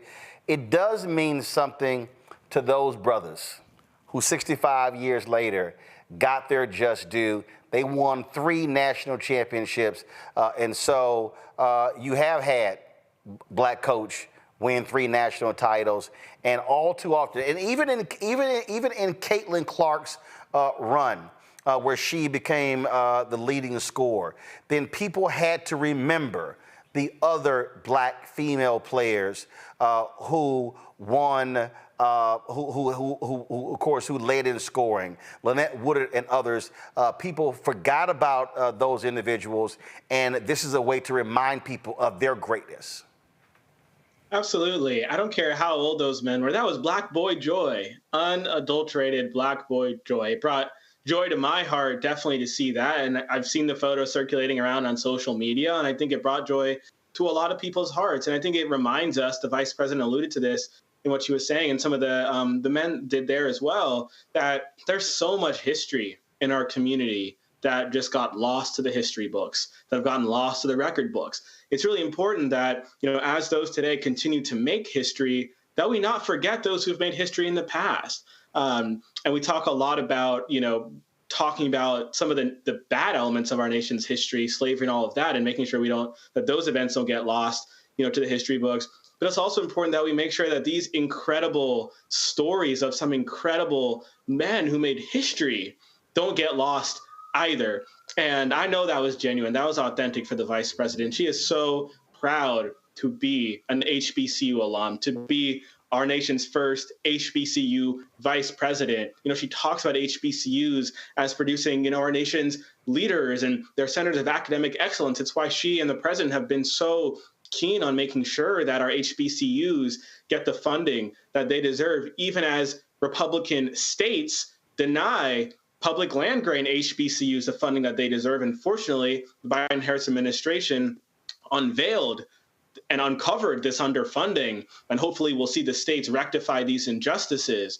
But you're right. These players didn't get their heroes welcome at the White House when they won their back-to-back titles. And I really enjoyed working on the vice president's speech last year when she brought the LSU Lady Tigers to the White House. It was really cool seeing Angel Reese and all that. And the vice president cares very deeply. She's a huge sports fan. But as much as he cares about sports, he cares even more about our HBCUs and making sure that we recognize our HBCU students and graduates, including the athletes, for the greatness and the excellence that they display on and off the court or the field. And of course, while we're doing that, go to my iPad. Now remember, Caitlin Clark has Division I scoring record, but the most points ever scored by a woman in college basketball history is Pearl Moore of Florence, South Carolina. She scored 4,061 points. She played for Francis Marion University from 1975 to 1979. And, Derek, she did it without a three-point line.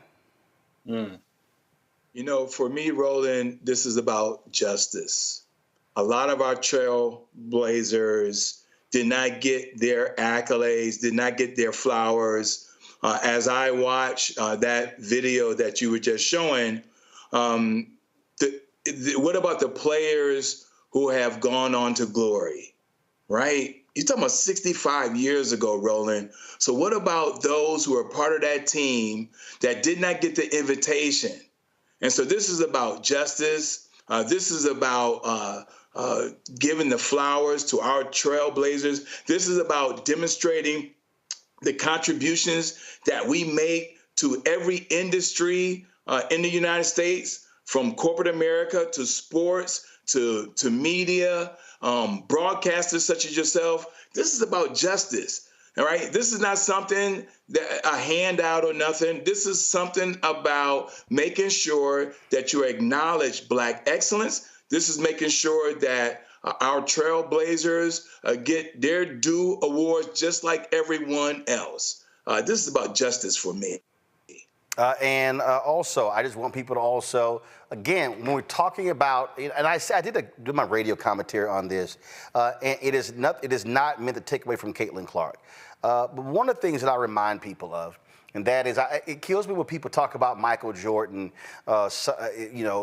dominating the NBA, and he's responsible for the NBA growth. And I got to remind people that before there was Michael Jordan, there was Magic Johnson, there was Larry Bird. Before there was Magic and Bird, that was Dr. J, there was Kareem Abdul-Jabbar, Bill Russell, Oscar Robertson. So the reality is, every generation has a player. So there's Caitlin Clark, but then let's not forget Myra Moore, Cheryl Miller, Lynette Woodard, and on and on and on. And we're talking about that. I also want folks to remember Lucia Harris Stewart. She died in 2022, and her story was a documentary was done on her. It actually won the Oscar for documentary. And this sister here, she scored the first basket in a women's Olympic competition, and she was the first woman ever drafted by an NBA team. That's how bad, Tylee, this sister was when it came to playing basketball. You know, I'm gonna echo the words of Coach Don. You know, we live in uncommon favor, and I think Black people overall, through our history, through our pain and our beauty, it has always been uncommon favor. And I live in that optimism. I live, you know, in that hope. That, you know, though they may try to tear us down, it is our resilience. It is our culture. We are the culture. We got the juice. We got the sauce. We got it all. And so we are living in uncommon favor, and I'm excited for the great things that we will continue to do, because we break glass ceilings, we shatter ceilings, and we do the darn thing. So shout out to Black people. Last year, this has caused a lot of controversy because Lynette Woodard.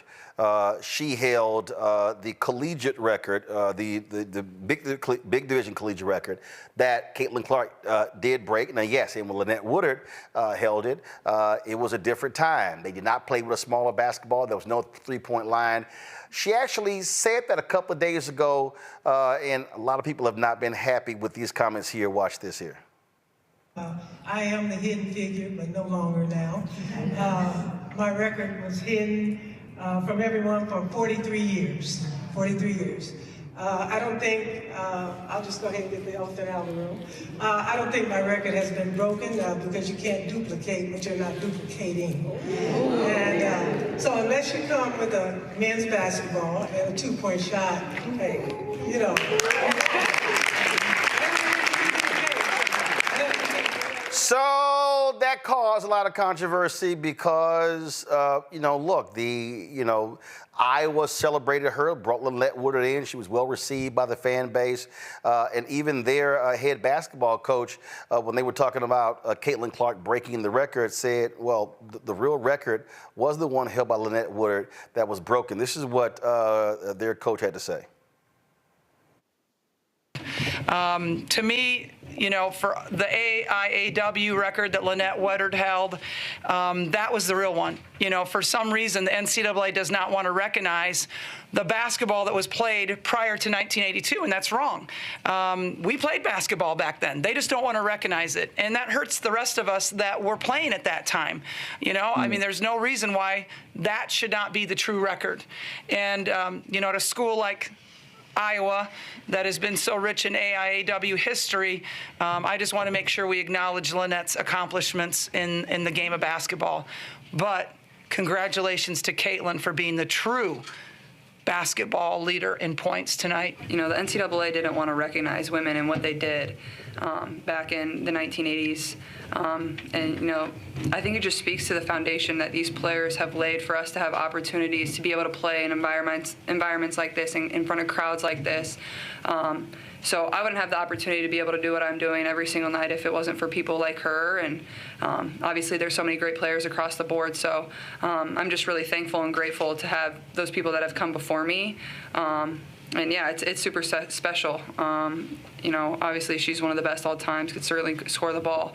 But I think it just shows, Title IX is not that long ago. 50 years is not that long ago.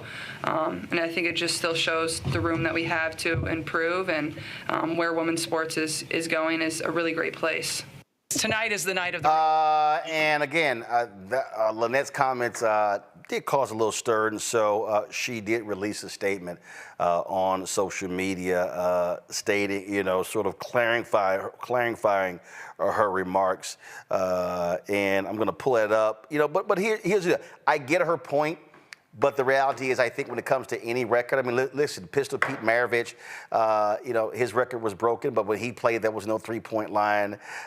In the NFL, I remember you had Deacon Jones who complained about Bruce Smith and then Michael Strahan being the NFL sacks leader. They didn't count sacks when Deacon Jones was playing. Deacon Jones actually went back and watched all of his games to count his own sacks. So I mean, listen, I don't care if you're a player, Derek. You don't want to be forgotten. You don't want to act like your stuff didn't matter. But I do think. I mean, I get Lynette's point. She was a phenomenal player. But the reality is, listen, when the record is broken, you can't say, well, they had better track shoes, better tracks. They had this, they had that. It is what it is. But you're right, Roland. But the reality is, a lot of our textbooks do not include Black contributions. And I think that's the part that gives Black men and Black women the rub, especially those who played the game. I mean, folks don't even know about Wilt Chamberlain scored 100 points in a game because nobody talks about it. It's not written nowhere. And so when... Oh, no, hold on. It's written because that record ain't been broken. I mean, Kobe scored what, 80, 81? He still didn't score 100. That's exactly right. But those types of records, although it was done 50, 60 years ago, folks can always say, well, we changed the distance from the goal. Yep. Those kind of things. Folks are faster and quicker and taller now. I guess the bottom line, Roland, and I saw someone tweet this yesterday, as a matter of fact, after South Carolina won. They said, can you be the greatest of all time if you never had a trophy or a ring? Actually, you can. Right? No, I'm just saying that was a rhetorical question. I mean, I think people get caught up. I think people get caught up in all sorts of, well, how can you be the greatest? How can you be this here? First of all, they're all subjective. So there actually is there's no standard, there's no objective standard to actually measure greatness. I've seen Gilbert Arenas was like, oh, well, you can't say Bill Russell was the greatest because during that time there were only 8 NBA teams and they were mostly white, as if Bill Russell couldn't have played in any era. So then you hear the era stuff. Then you say, well, the guys said they are bigger and faster and, oh, he would have been outweighed and, oh, this whole deal. But the reality is, here's the whole deal. Kareem and Wilt, they actually changed the rules. They changed the rules because of their domination. And so I hear that all the time, and it just sort of drives me crazy because here's the deal. Charles Barkley never won a ring. Is he arguably the greatest power forward ever? Yep. Karl Malone never won a ring. John Stockton is the leader in assists and steals, all that. One of the greatest point guards? Yeah, it's no lie. So I just think people get caught up in that. Here was a statement from Lynette Woodard. She issued this on Instagram. To clarify my remarks made at an award ceremony on Saturday, no one respects Caitlin Clark's accomplishments more than I do. This is why I accepted Iowa's invitation to participate in Caitlin's senior day. My message was a lot has changed on and off the court, which makes it difficult to compare statistical accomplishments from different eras. Each is a snapshot in time. Caitlin holds the scoring record. I salute her and will be cheering for her throughout the rest of her career. I mean, so... yeah, we can make all the distinctions, Tyler. Look, it is what it is. But the bottom line is, but it is important, I think, if you are historians, if you are others, to as I said earlier, don't act as if the people before Caitlin Clark never existed. And I think I think we see that even in other sports, as if people only look at what they see in their era as opposed to what happened 30, 40, 50 years before. Go ahead. No, I'll say exactly. I think it's important that we honor and acknowledge the fact that she was the leading scorer. Each generation has, as you said, different folks, and so it's important to highlight and acknowledge those folks. Kevin? And their contribution to the sport. Yeah, I think both things can be true, right? We got to celebrate Lynette Woodard for the dominance that she displayed on the court. Just as now we ought to celebrate Caitlin Clark, for breaking that record and for her continued dominance. I'm looking forward to, seeing what she does in the WNBA too. And I think it's important that through all of this, right? And I think Lynette and Caitlin were in many, they were really agreeing on, I think, a fundamental truth, which is that I think we should all agree that women's sports, it's incredible the growth and popularity that we've seen, among women's sports in the past. The past number of years, we've seen interest just continue to increase and increase because of incredible, athletes like Caitlin Clark and so many others who have come before. I'm just using her as a modern example. So let's all celebrate the fact that tonight, for example, many people think that the men's game will not get anywhere near the number of views that yesterday's women's game got. In fact, yesterday's championship, actually the last 3 games of Caitlin Clark's career, all 3 games broke the television record and it just went higher and higher. The game on yesterday, 18.4 million watched that game. And so, Given, go ahead. Yeah, no, I think that's so important to recognize. And also what I read today is that there were more bets placed on the LSU-Iowa game that happened, when was that, last week, than all the NHL and all but one MLB and NBA games that happened in the week before that. So we're continuing to just see this incredible explosion in interest and demand, and if you look at the top, I think, 5 highest earning college athletes from the standpoint of name, image, and likeness, or NIL, you've got folks like Caitlin Clark in there, who I think bringing home like $3+ million like this year. Angel Reese, I think, also hit $1 million. Like, you're seeing finally a recognition and an acknowledgement of just the incredible, excellence of women athletes across all sports. And so I'm excited to see, interest and enthusiasm and passion for women's sports continue to grow. And obviously it's important that along the way we make sure that we're writing down and keeping accurate records of the women who are continuing to make history. So I just think it's important for us to not lose sight of the forest through the trees, which is that it's a good thing that we all ought to celebrate where women's sports are now versus where they were before. And, amazing the progress we've made, and that the sport will continue to make among fans in the years ahead. Go to my iPad. The numbers are clear. Check this out. This is from Richard Deitch. The women's game, it drew more than all but 4 college football games in 2023. It outdrew every World Series games since Game 7 of the 2019 World Series. It outdrew every NBA Finals game since Game 5 of the 2017 NBA Finals. It outdrew every Daytona 500 race since 2006, and the Masters is this week. The Masters is considered the preeminent golf major.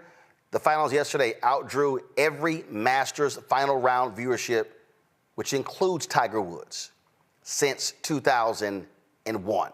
That shows you how much interest. Last point I'll make this here. There was somebody on our YouTube channel said, well, Roland, you're wrong because they measure greatness by titles.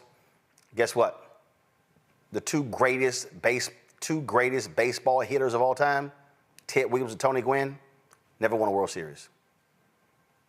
Barry Bonds, who owns the career record, one of the greatest hitters in all of Major League Baseball history, never won a World Series. So this notion that you can't be a great player unless you win a title, it's a lie. Just saying. All right, going to a break. We'll be right back. Roland Martin Unfiltered right here on the Black Star Network.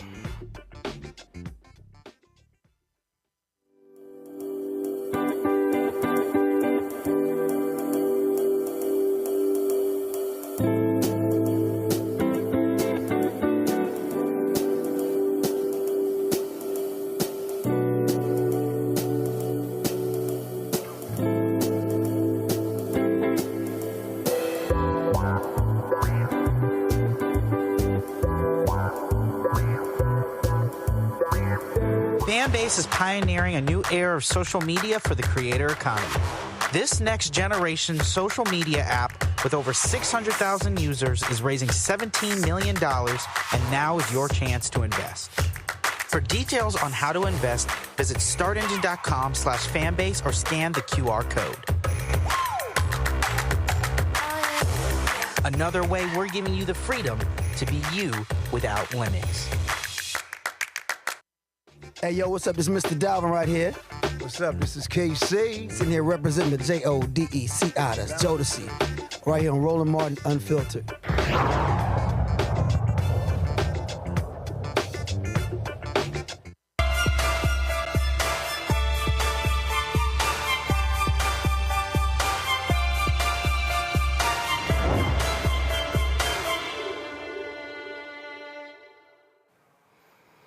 Folks, it is National Minority Health Month, Black Maternal Health Week, and that latter issue has really gotten lots of attention. Vice President Kamala Harris has made this a significant priority, with Black maternal mortality rate 3 times higher than white women. But did you know that women are most vulnerable to dying after childbirth, and that studies have shown that the leading cause of maternal death is mental health conditions. Dr. Veronica Gillespie-Bell is the medical director of quality at Oster Health Women's Services. Joins us from New Orleans, Louisiana. Glad to have you here. You know, this has gotten lots, like I said, the vice president has really made this a significant priority. And we're seeing more attention paid to it, because this is not just an issue that poor women are facing. Middle class, upper middle class.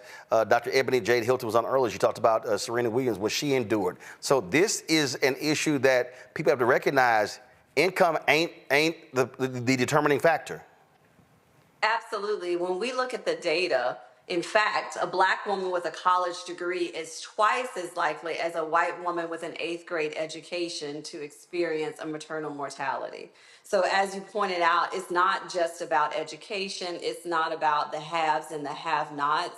It is about the fact that Black women are being mistreated. And when you say mistreated, walk us through that.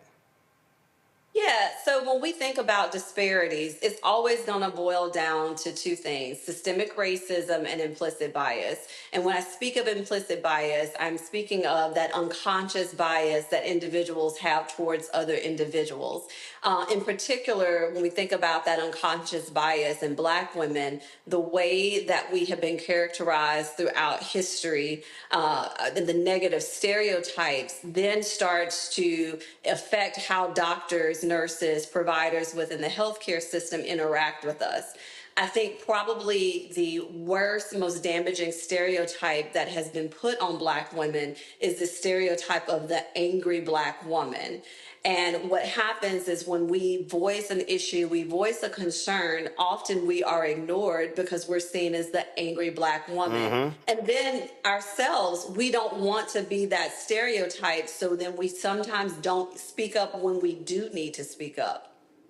Well, in fact, I'm trying to pull it up. 1 second. As you were talking, I remember during COVID, there was a Black woman, and she was a nurse, and she was going off about her care, and folks were talking about her, and it's like, oh my God, she's angry. She eventually died. She was yelling, and she was like, I know what's going on with my body, and they were not listening to this sister. Yeah, I mean, it's exactly what happened to Serena Williams. Serena Williams said, I am short of breath. She went on to say, I have a history of blood clots in my family, and she had to become pretty irate before they actually listened to her, got a CT scan, and saw that she actually did have a blood clot in her lungs. And that's when you're Serena Williams. You have everything at your hand. You have all of the power. You have all of the celebrity, and still what no one can see past your Black skin to listen to you. Absolutely. Questions from the panel. Gavin, you're first. Thank you so much for joining us, Doctor. I think what's incredible to me is the hypocrisy that we're seeing from extremist Republican lawmakers who claim to care about life. They claim to be pro-life, but they're pushing policies that restrict women's access to reproductive care. And we're seeing, this happen, especially in a lot of states with high populations of Black women. And the Vice President, Kamala Harris, you referenced Roland a minute ago, who I worked for, she speaks very clearly about this hypocrisy that many of the same states that are enacting these bans or restrictions on accessing reproductive care are some of the same states with some of the highest rates of maternal mortality. Again, right, the hypocrisy could not be more clear. So I'm wondering if you could talk to us a little bit more about that phenomenon, right? What are the impacts, what are the implications of these restrictions on reproductive freedom that we've seen so far? Yes, thank you so much for that question. And I'm so honored that Vice President Kamala Harris has put so much attention on this issue. I was honored to be a speaker at the Maternal Health Day of Action when she first released a package working around maternal health. I think that it's important for us as citizens to pay attention to what is going on right now. As you mentioned, in some of the most restrictive states in terms of reproductive access is where we have our worst outcomes. This is just another example of how systemic policies then start to impact Black and brown people and how we can have worsening health outcomes for that. And so it's really important as community advocates, as individuals, that we pay attention and we use our voice in the way that we vote. And that is really the only way that this is going to change. Tyler? Yeah, thank you so much for your leadership on this. I'm a proud product of a Black woman, and every day her Black son is committed to fighting for the rights of justice and freedom. So as we continue to echo that Black women, as you mentioned, are 2 to 3 times more likely to die from complications, we must also leverage resources to amplify reproductive justice and freedom. Are there organizations or campaigns that folks that are tuned in and watching that they can engage in? And what resources can they tap into? Yes, so I would encourage everybody to go to the CDC website to the Hear Her campaign. It is a great campaign with a lot of resources on what you can do if you are a Black woman or an individual who is pregnant, how you can advocate for yourself in the birth space.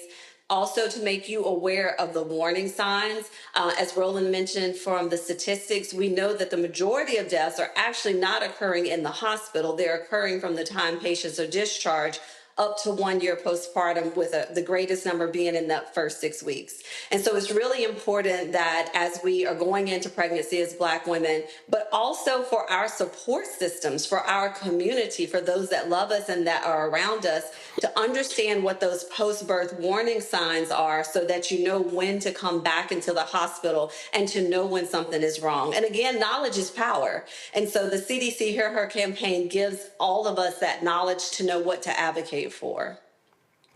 And actually, I was talking about that Black nurse. She actually was a doctor. It was Dr. Susan Moore, and she complained about racist treatment at the Indiana University Hospital. This is actually some of what I'm going to play in a second. Give me a second. Some of what she had to say. And like I said, I remember this during COVID, and folks simply were not listening. The second worst day at IU North. Yesterday, Dr. Bannock, Bannec, wanted to send me home. At that time, I'd only received 2 treatments of the remdesivir. He said, you don't need it. You're not even short of breath. I said, yes, I am. Then he went on to say, you don't qualify. I must have, because I've gotten 2 treatments. And then he further stated, you should just go home right now.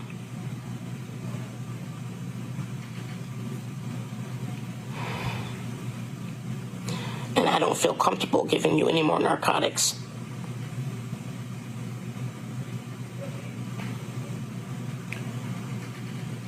I was in so much pain from my neck. My neck hurt so bad.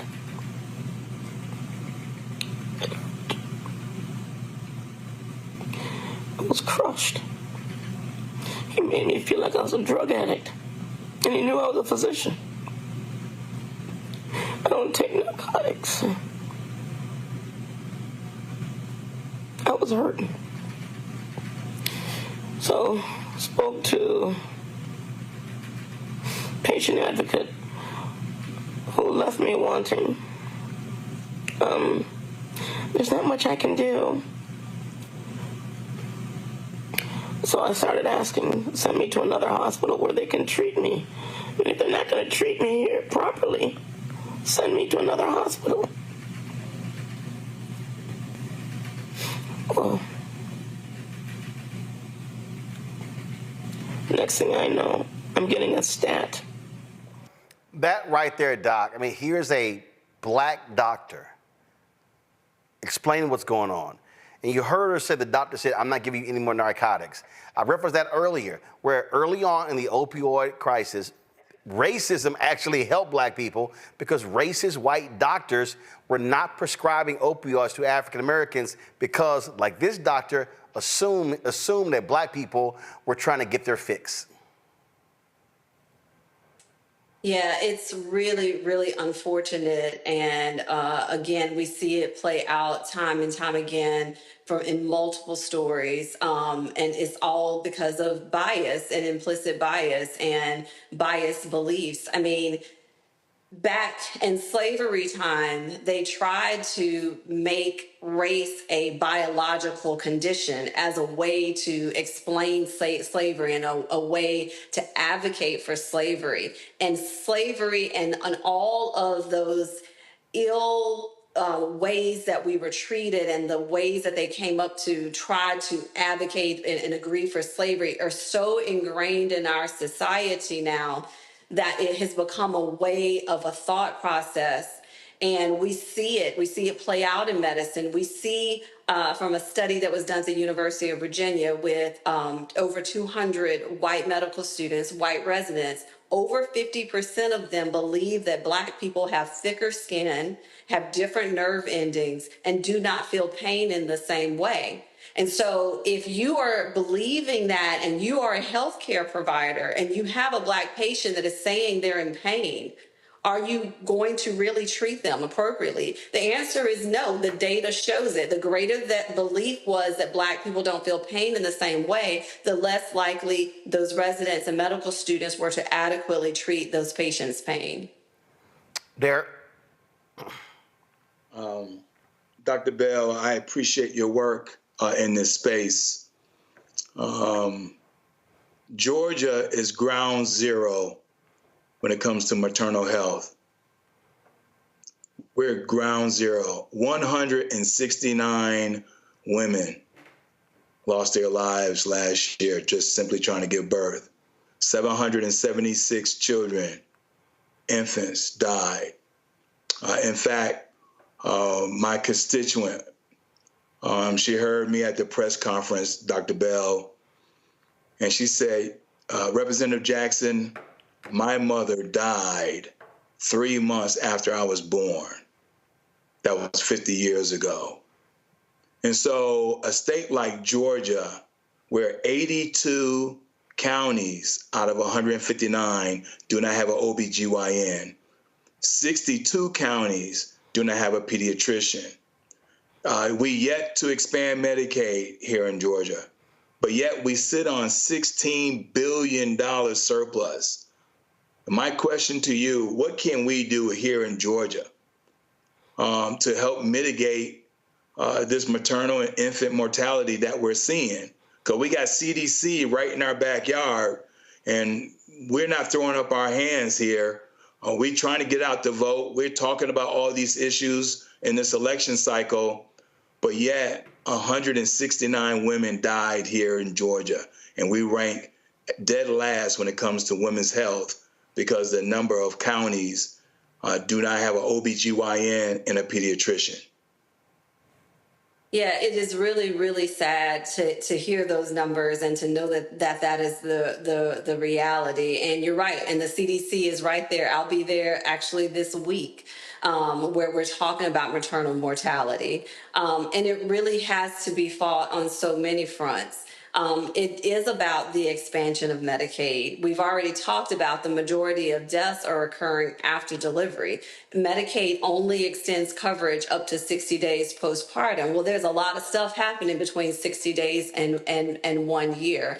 And so there is federal movement to do more with the waivers, to have states extend Medicaid to 1 year postpartum. And again, I will always go back to the community needs to be aware of this so that they can vote, so they can get out the vote as their voice and their power.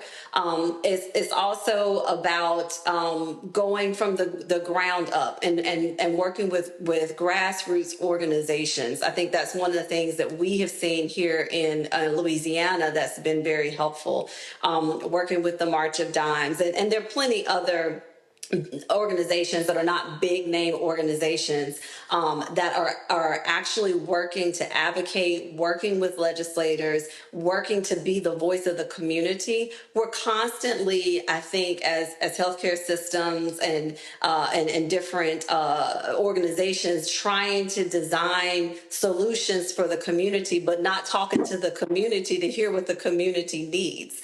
And so, again, we've seen a lot of movement here in Louisiana just from these grassroots organizations that are community-based organizations, doula organizations, midwife organizations. They're in the community. They know what the community needs, and they're talking to the legislators and getting those actions moved. On a federal level, and I know that the Vice President has done a lot of work around this, but we have to start identifying and removing those barriers to, one, practicing in rural areas, but also for midwives. We are the only high-income country, or one of the only high-income countries, that does not have midwifery practice integrated into our obstetric healthcare system. Some states are doing it better than others, and those are states that have more independent practice for midwives.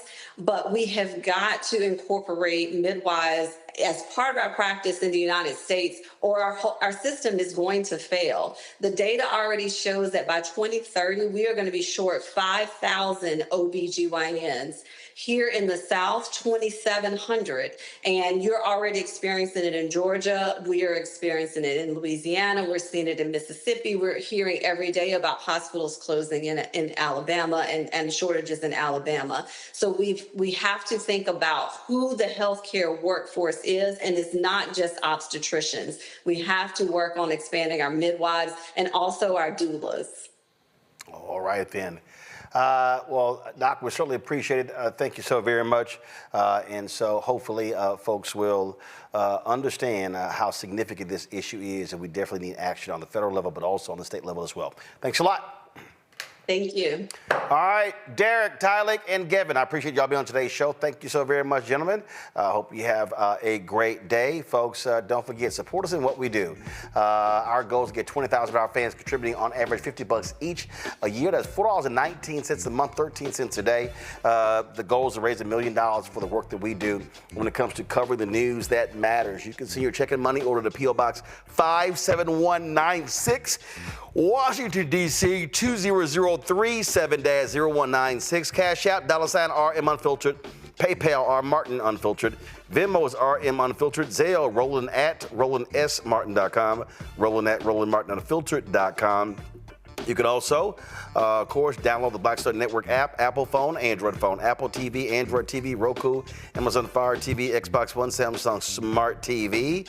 And, of course, you can watch our 24-hour, 7-day-a-week streaming channel available on Amazon News by going to Amazon Fire. You can also tell Alexa play news from the Black Star Network. We're on Plex TV, Amazon Freevee, Amazon Prime Video. Be sure to get a copy of my book, White Fear, How the Browning of America is Making White Folks Lose Their Minds. Available bookstores nationwide. Get the audio version on Audible. Yes, it's me reading it. Folks, until then, I'll see y'all tomorrow. Actually, tomorrow I'm going to be at the Yale Public Policy Conference with Reverend Dr. William J. Barber, so I'll be speaking there. So, Carol, who's filling in tomorrow? Omokongo Dabinga is going to be sitting in the chair for me tomorrow. I'll be live from Augusta on Wednesday and Thursday. And so that's it. I'll see y'all tomorrow. Holla! Black Star Network is here. Oh, no punch! I'm real revolutionary right now. Thank you for being the voice of Black America. All momentum we have now, we have to keep this going. The video looks phenomenal. See, there's a difference between Black Star Network and Black-owned media and something like CNN. You can't be Black-owned media and be scared. It's time to be smart. Bring your eyeballs home. You dig?